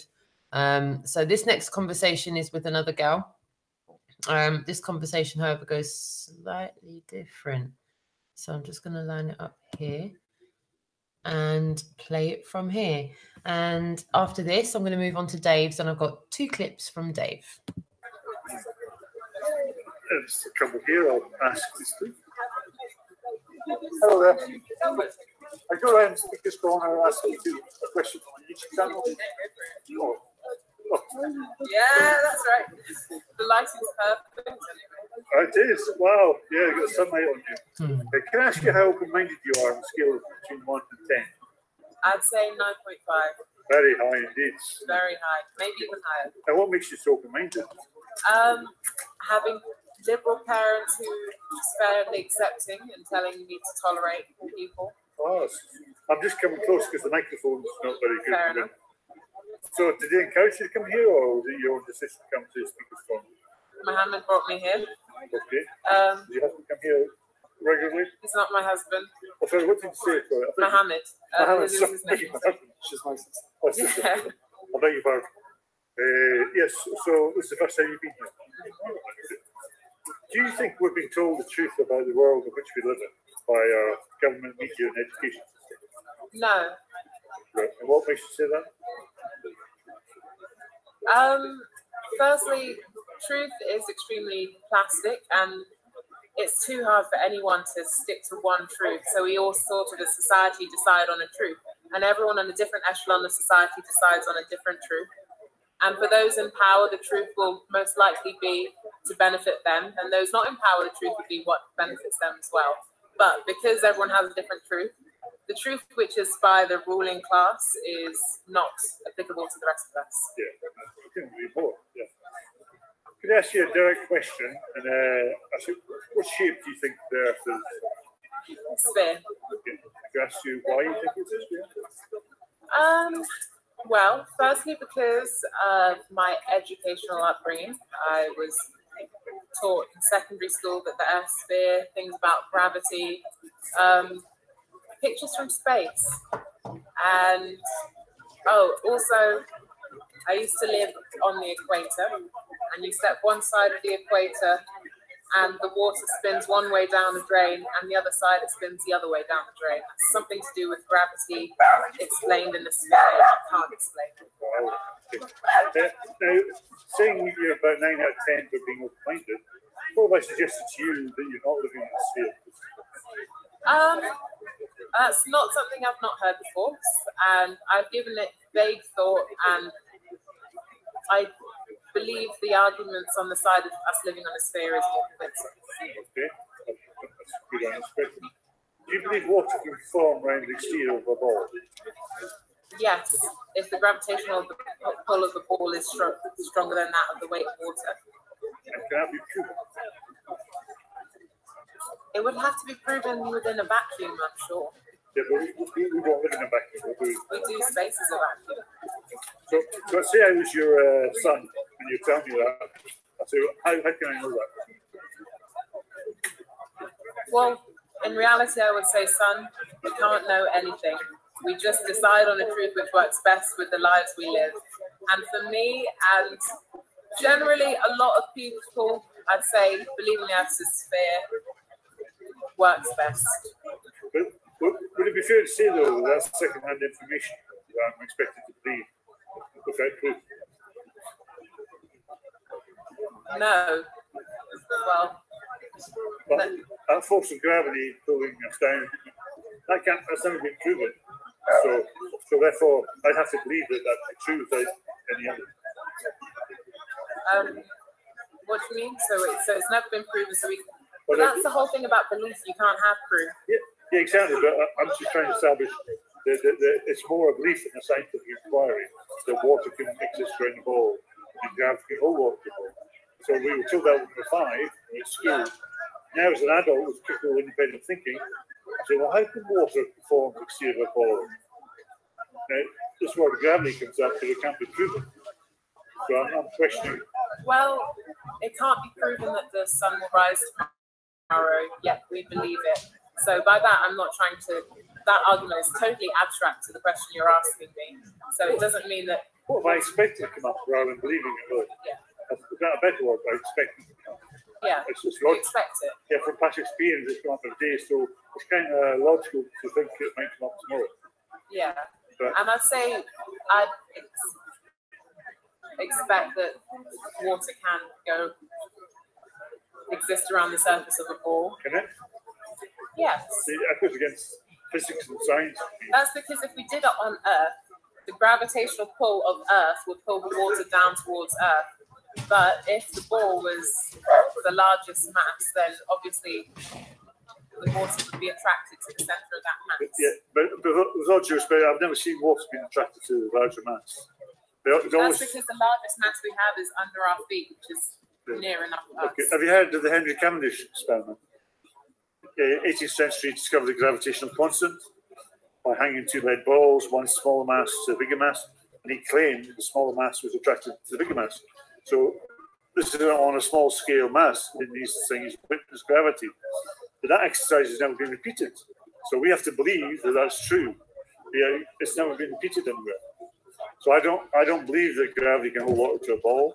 I think it's completely theoretical. Then can I hear your arguments for why you believe that the Earth is not spherical? Yes, yeah. Although I've taken the word belief out of my vocabulary, where I observe that it's a self-evident truth that we're on a flat level plane. I climb mountains in Scotland, and we have a little cement, I forget what you call them, little post that tells you how far the next mountain is, up to 400 miles away, which I can see. And we can have zoom cameras, and we can zoom in many miles away and see distant land.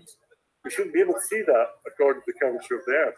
We should be 3 miles below that I can clearly see it. So that natural observations, scientific inquiry, because a lot of science is based on natural science.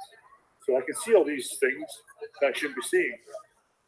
If it's on a ball, I wouldn't see them. So, do you believe? It's okay, I don't mind. Do you believe the Earth is flat? Well, I don't believe it. I would say I know it's flat. Everywhere I see it's flat. Flat. I've never seen any curvature. For example, Japan is here and America. Yeah. When the same sun come up, yes. Why not daylight at the same time in Japan and America? Because let's say you're in your bedroom and you turn the lights off so it's dark. Okay. And I think the sun and the moon are a lot closer and more localized and they're smaller. So it's like shining a torch around your room. How far from each other, Japan and America? Well, I don't know. Sometimes they're quite close. It's quite frightening. I can see one there and one there. Okay. So I don't understand that. You should understand. So can you explain why that is? Why they're so close? I'm asking you. You should understand. And why do you believe the Earth is flat? Well, it's not that I believe. It's observation. Observations that I can see things I shouldn't be able to see. Okay. What about underneath? What's underneath? Well, I don't know. Flat. I've never been there. Is there an underneath? How do we know there's an underneath? You should know because you believe the Earth is flat. No. I'm questioning. Well, I'm questioning the validity of living on the ball. Taken from satellites. If the Earth was flat and on one plane, then surely a satellite image would encompass the whole Earth. It's one we only see half at a time. Yeah, well, the images we see of the ball Earth are not real photographs. The guy who creates a lot of them is called Robert Simmons. If you listen to him on a radio show, he says they're not photographs, they're photoshopped. And I don't believe the International Space Station is up there. I think that's fictitious. But you can see satellites at night. Well, we can see something, but we don't see any detail. It could be anything. It could be a drone. It could be anything. There's no proof that they're... In fact, there's a lot of fakery showing it. They're all suspended on harnesses. And the astronauts are not in space, they're underwater in the swimming pool. Because you can see bubbles coming up. And you see... And what's the point in that sort of life? Well, let's say they could be hiding further land from you. And they get $52 million a day, and they have done since the 1960s, to present us with cartoons and CGI images. Because there's no real pictures from space. It's all fake Photoshop images. How open are you to that possibility? Not very. Because I think my openness is based on the belief that humans are on the large, or a vast part of each individual is good or something good, or trying to work towards progression at the very least, even if their own view of progression is warped. And I don't think that many people would lie. And I understand that is not a great argument at all, but just I think there's not enough point for people to lie. Lying is hard. The government's not telling you the truth about everything, are they? They're not telling the truth about a lot, but they justify that within themselves with each lie they tell. But I feel with Earth being spherical, that's not anything to gain from that. Well, $52 million a day since 1960 is an awful lot of money. Unless you say one of these leaves is Earth, the planet you think you're on, and there's all this land here been kept from you because you're convinced you live on a spinning ball of water around it. But how about glory? You know, when people discover new unfound lands, they always want to tell their friends about it. They want their country to create a statue of them. I don't think that they would. Have you heard of the Antarctic Treaty? No. Well, I believe Antarctica comes further out surrounding the Earth, but we're not allowed to go there. 53 countries signed that in 1958. It stops you from exploring further beyond there. And there's an admiral in the American Navy who said he'd send 3 expeditions down there, and he could see further land beyond Antarctica, bigger than America, free of ice. Our own Captain Cook, he sailed around this huge barrier of land around Antarctica for 67,000 miles round around to find an entrance. So there is evidence that there may be more land out there, but everywhere you see is flat. Planes can't fly around the ball and go upside down. You know, rivers in the southern hemisphere can't flow. Upside down because your conception of the way gravity works is on a flat plane. It's just towards the great mass. It's not along a flat, which it's understandable that you believe it's along a flat because that's what makes sense to just the naked eye, that everything is pretty much flat. But flying around the ball doesn't make sense. Do you believe a lot of things don't? China or Japan or Korea, is it daytime or nighttime? Well, I'm not there at the same time, so you can check it. Google it. Yeah, there's different time zones, absolutely. I believe that. Okay, you can Google it, and then you understand the Earth sphere, not flat. No. I believe that the sun and moon are localized and do not light up the whole flat Earth. So it goes round. There's light here and it's dark there. It's light here, it's dark there. So a lot more local. The sun is not 93 million. But still, I didn't get my answer.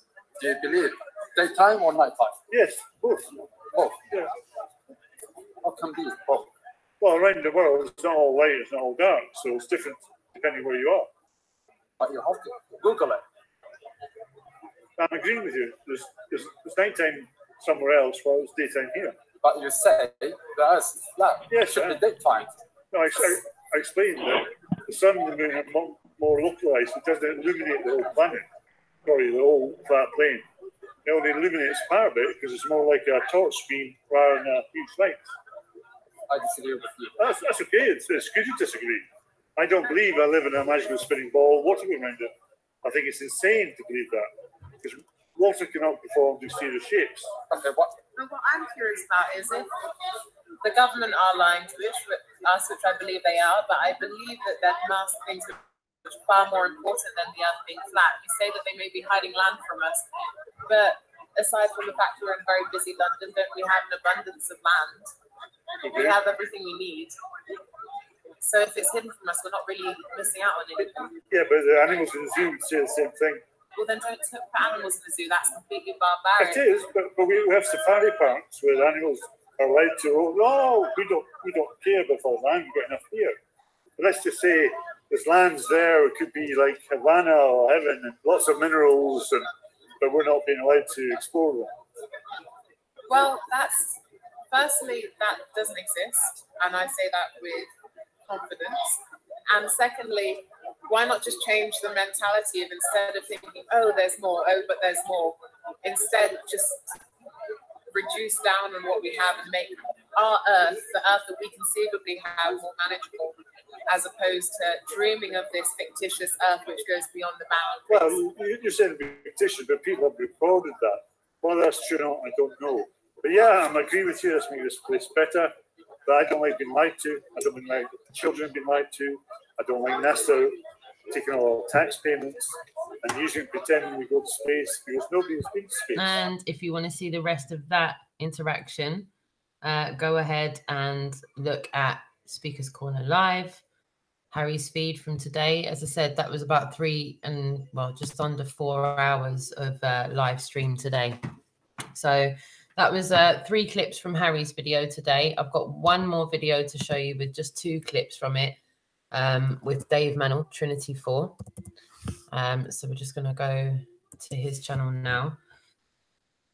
First clip I'm going to play you from his feed today is at about 34 minutes in.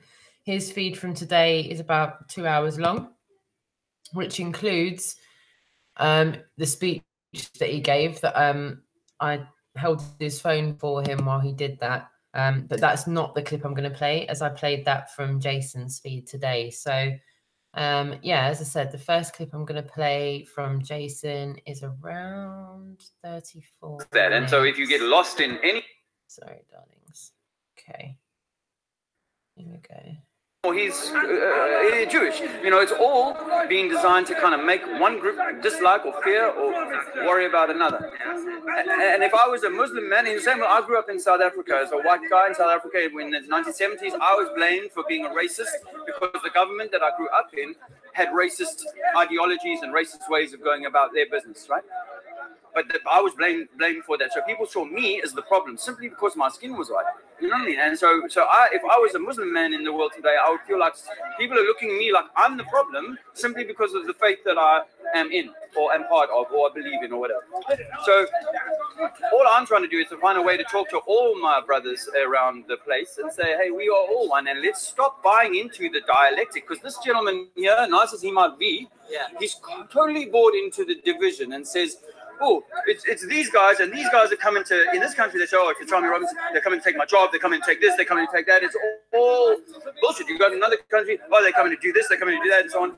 In my world, they taught me that the Russians were coming to take my country, the communists were coming to take South Africa. So I went to war for my country when I was 19 years old in a country called Angola. I wrote a book about it, it's all a matter of fact. It's not, you know, and I'm telling you, my name is Dave. My book is called Battle on the Lomba in 1987. Battle on the Lomba in 1987. Prince Harry has a copy of my book. It's a bona fide British military publisher found my book, a story. He's like, shit, I'll publish your story, man. Because it's the biggest tank battles in Africa since World War II. I'm still on Facebook. I'm on YouTube. I'm not on Facebook. I'm on YouTube. My YouTube is called Trinity 4. Trinity 4. Battle on the Lomba. You can. It's on Amazon. Battle on the Lomba, 1987. Now, I'm not trying to boast about that, but I just want to say is that I understand propaganda has messed with my mind and got me to go into a war in which people died. And I was a crew commander in a vehicle, a tank-like vehicle, and I was shooting against other tanks in battle. They were shooting at me, and we were shooting at them. And you know, there were days when people died on my side, and there were days when people died on the other side, and that's how it goes with war. The point is that this government of ours and the controllers of this game that we call our world want us to keep at war with each other. And I think they might, some people say they want to have a third world war, or they're in a third world war or something like that. I'm doing everything I can to prevent there being wars between my brothers, because I know that all Muslims, all people of the world generally that I've ever met just want to have a quiet, happy life, a good life, a respectful life, and so on. And some of the most honorable people that I know are Islamic people, Muslim people. You know, because if anything, you know, Islam is quite a like a disciplined religion, you know. So it has. I find Islamic friends more disciplined oftentimes than say Christian friends, because us Christians, where we came from, I was a Christian, I was brought up that way, but we're like, oh, religion's all bullshit, the Virgin Mary, this and that, you know, we don't believe in this stuff. So a lot of us came through school and saying, no, religion's all wrong, you know. Whereas Muslims are very much, oftentimes, very attached to their faith, and as a conscience, live quite good lives and very well lives and respectable lives. That's my view. But now, you in Islam, you've got Sunni, you've got Shia, and these are also, in my mind, to be honest, have been created to create that division. So there's always fraction.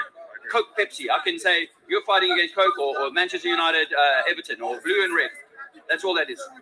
And I see that and I'm like, sorry for that, because it's like, whoa. So not only are the Muslims or the Christians against the Muslims against each other. Of course, you know that. Yeah. Shit. That's the problem. Yeah, too much. Too much, too much of that. But that's why they keep us weak, because we're divided and not together. And I'm finding a way, my brother, to try and bring us all together.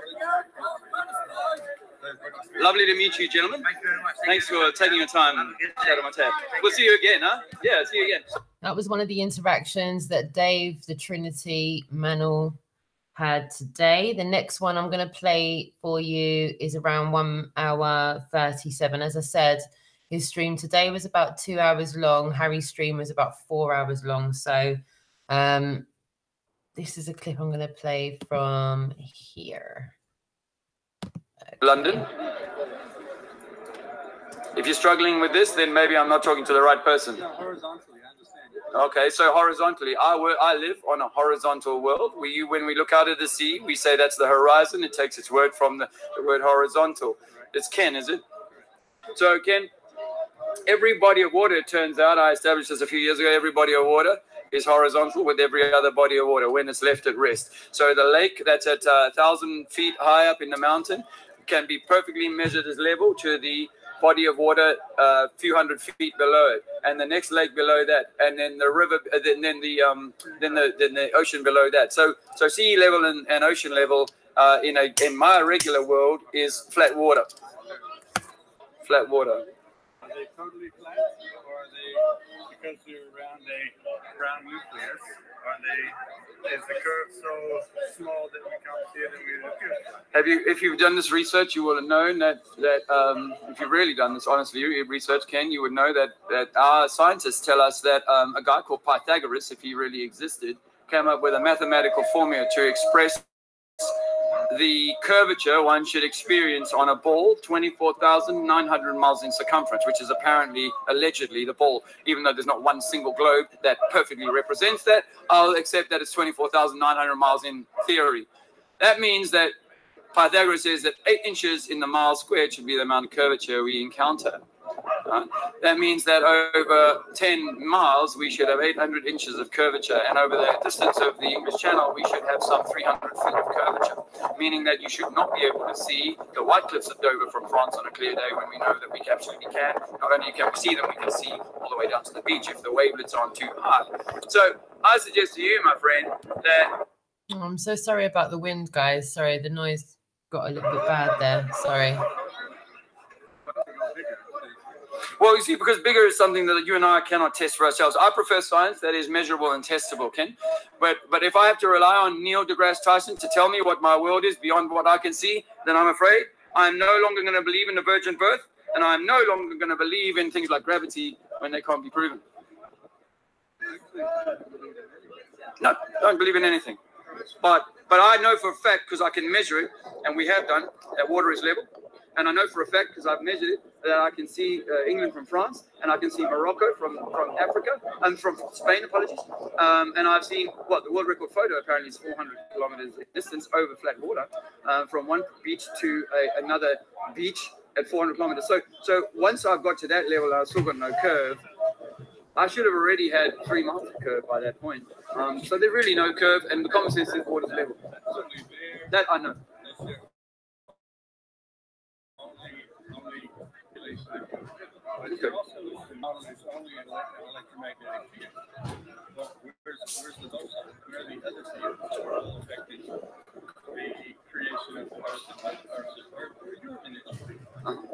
Okay, well, let me tell you what I think, because I don't obviously know what's below my feet.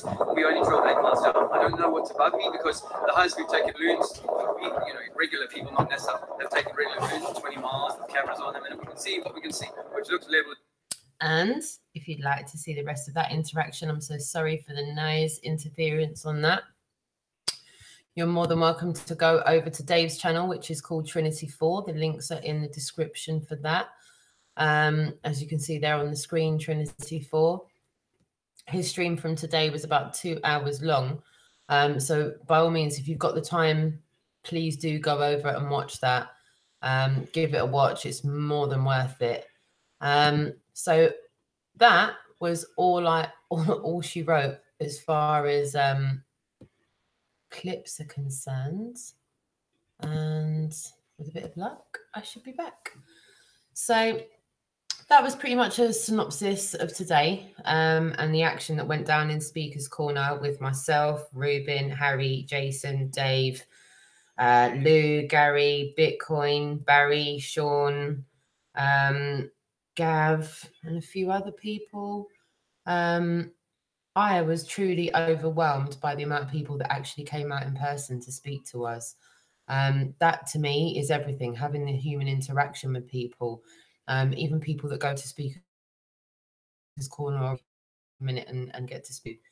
As you know, from the summer, I stated that I wanted to go there every week throughout August, and more or less managed to maintain that. It was really lovely to be there on the last Sunday. Hi, Jason. You all right there, darling? I just found my head. Looks a little bit cozy where you are right about now. Are you in your sleeping bag? I'm in my sleeping bag. I'm in the roof. I just Is that the deluxe bedroom? Oh, yeah. Are you in the deluxe bedroom? I am. This was your bedroom. This wasn't it? I was going to say, it looks pretty familiar. Is that the one with the overhead conservatory and the panoramic window? That's lovely. It. That's it. That's lovely. I had a comfortable sleep in there. I think I was sleeping beside the whole metal setup for your burner. It is. Look, people think it's fun. Look at this. I'm sleeping. I'm sleeping with me banner, me golf cart. You know, it starts to get a bit obsessional when you start realizing you're sleeping with the banner. Like I turned over and I was like, I'm sleeping. I'm actually sleeping with it. Like that was taking activism for me to a whole new level. Hugging up after a full day out. I just finished showing everybody the synopsis of today at Speaker's Corner, and I'm just reminiscing back to the summer when we stated, yeah, we want to keep the conversation going through August, and then me, Ruben, and Dave got together and we said, you know what, every week's a bit much. Yeah, we've all got families, we've all got jobs. It's ridiculous. After the summer, let's try and get down there last Sunday of each month, and to be there with the Globe Light Tour today on the last Sunday of this month, and to have some media there as well. For me, it feels like the day was an absolute resounding success. We heavily notified people on questioning what they've been taught. The press got to document it. There was other people that know they're not on a ball there documenting it. Bitcoin uploaded Dave Manuel as well. Brilliant. Yeah. Excellent. Yeah. I mean, how do you feel it went for you? I decided, well, I'm sorry, it went extremely well. Thoroughly enjoyed it. I loved meeting everybody else. I had one negative part of it that I've decided it doesn't have to be a negative. I just need to be more assertive. And when these trolls come out, these professional trolls, I just need to be more assertive and basically call them out for who they are and walk on. In the end, I kind of was. I haven't got time for them. I'm not interested. They kind of twist it to wanting to know about the psychology of how I feel about it and where I'm coming from, and they twist things, and like I just say, look, can you see this bloody land? Are you happy with the maths? You know, like so I call them out, and you know, if they're not willing to talk about, you know, like the facts that how we see it, then I'm not interested in it, and I kind of so I think Speaker's Corner can be good for me, providing that I stay clear of these bloody trolls, because I haven't got time for the ball earth society. Yeah. Do you know what? I was just thinking as I was watching what was going on today, and you know that guy that came and spoke to us at the end, I really can't remember his name. He was in your feed as well, that guy that came to speak to us. Yeah. And he was like, really, you guys need to keep coming here. Like, it's needed. Like, it's really needed. On the tube ride home, I had to think to myself, and I spoke to Ray when I got back, and I said, you know what? If I do nothing else in between going out on another mass trip, I need to make sure that we have like either a skeleton crew or whatever it is. And I'm reaching out to people in the chat room as well. You know, I know like it's a trip for some people because some people don't live anywhere near London. But then I met Barry again today after seeing him in Stoke. And Barry told me he got on the coach and he's like very, very passionate about being at Speaker's Corner on his journey, on his pursuit of truth and the journey he's going on. And that really, really hit home with me by the time I reached home. And I was like, you know, I'm just coming to the other side of London, but Barry's getting on a tube and going back up north again, like he does every time he comes down. And I thought to myself, you know what? With it being the last Sunday of every month, it's not a date that's got to get penciled in. The last Sunday of the month is going to be the last Sunday of whatever month that, you know, follows this month. It's not, you know, I'm not going to say it's, you know, the 22nd of every month, this, that, and the other. It'll just be the last Sunday of every single month.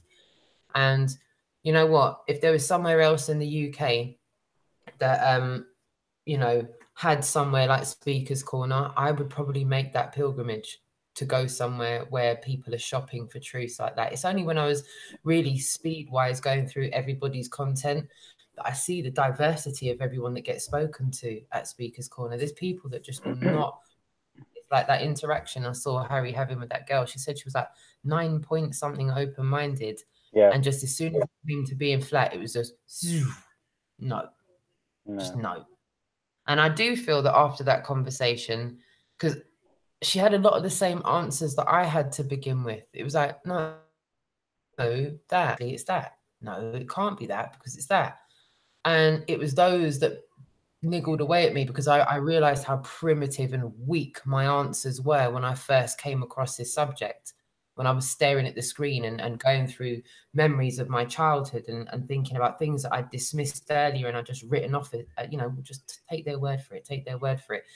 And I feel like I'm really starting to see some hardcore seeds getting planted with people that are really quite tough and hard to break as far as looking into things are concerned. So with that being said, I'm going to openly state, and I have stated in the chat room this evening, I will be there on the last Sunday of every month. If I do nothing else, I'm going to make sure that I do that. Jason, if you're able to fit that into your life, that'd be amazing. For Harry, that would be amazing if he could drive down from Scotland once a month or jump on a train once a month to come down to Speaker's Corner. To anybody that lives within a train journey. So, you know, if Harry lives up in Scotland, I'm talking anywhere in the UK. If you can get on a train or two and come down to Speaker's Corner on the last Sunday of every month, the bigger the better, the more people the better. If we can get it to the point where there's hundreds of people that want to go down there to talk, then the more the better, as far as I'm concerned. Yeah, well, I'm up for that. That's okay. That's something that I can actually feasibly commit to. You know, as much as having a family, as much as having a job, as much as having all these other commitments I've got, I know that I can definitely sign up to a last Sunday of every month at Speaker's Corner, come rain or shine. I've seen you guys do it in all sorts of weathers. I've seen you go to some really hardcore days of activism where even John Thor was telling me there was one time you guys went out and did activism and it was in the snow and he was like skidding past car crashes all the way home. Oh yeah. You know, if people can travel cross country in those kind of weathers, I'm sure I can just go a few miles across London. You know, that those, like I said, those interactions are the interactions that inspire me when people tell me what they've done. And even just talking to Ruben about the pilgrimages he's made to make sure that he's there on the streets, making people aware because it's that important to him. So I'm going to be there on the last Sunday of every month. I appeal to anybody that's in the chat room. If you're within proximity of London or you can get to London within, you know, an easy reach on a train, by all means, the last Sunday of every month, we want to see you there. It means a great deal to have a real human interaction with someone that also knows they're not on a spinning ball flying through space. We might not know where we are, but we think we can definitely agree on where we're not. So I take it you're at the destination you're due to be at now, somewhere in the proximity. Yeah. I'm not far away. So I'm just gonna have a few hours sleep. A few hours. I'm hoping to get a good 8 hours. We'll see. But yeah, I'll try not to hold you up too much. I tell you what, a bright thing did happen on the way through. What's it? Just A going funny over thing happened on the way to Wales, Yeah, really. well, there was, yeah, because on the way to Wales, I got to the toll bridge and flat smacked the what's it, the assistant, you know, on the toll gate, and then she goes, oh, it's all right, I'm already looking into this. No way. Yeah. Oh, Yeah, get out. she had a lady behind her as well. You know, I think she's either a trainee or whatever. I don't know. There was two people in the toll booth, and the other lady gave her a horrible look. Wow. You know, as if to think, "Oh, you stupid girl." Wow. Oh, bless. So I yeah, love so it. if there's anyone in Wales and you're passing over that toll bridge, you make sure that you see that you flat smack all the toll assistants. Love it. You're hearing Jason? You're hearing Jason, guys. If you're going over that toll, try and flat smack the people when you're going over that toll to Wales. Yeah, The guys want to know, are you guys still with Dave? Jason, say hi to Dave. Is Dave with you? No, Dave's not with us. We're on our own, me and Harry, at the moment. And hopefully we'll meet up with a few people tomorrow. And yes. Yeah. Awesome. Awesome. Now, what I do want to know is tomorrow's a double day. So obviously you want to get as much sleep as possible. Can we expect some kind of live update from you guys as you're rolling into town to give everyone an update on where you're going to be for those that want to try and get out to you guys? Will do. I haven't read yet, but you sent me a message from Kafa before, didn't you? Yes, I did. Yeah. I'll have a read of it properly in the morning. I was driving at the time when I seen it, so I haven't had a proper read. No worries, that's perfect. So yeah, guys, I'll put all the links in the description for Jason and Harry's channel. Hit the notification bell if you haven't already done so. Look out for an update from either one of them as they roll into Swansea tomorrow. All of the links are in the description for how to donate to the tour. The tour needs all the help it can get. It's in the last few days. Is now going to be on Saturday, the 3rd of November. Location to be confirmed within the next 24 to 48 hours, so hold tight for that information. You're all invited to that. If you know you're not living on a spinning ball, we want you to come down, celebrate the fact that 8 weeks and almost 50 locations have been done to spread awareness of this very, very important truth.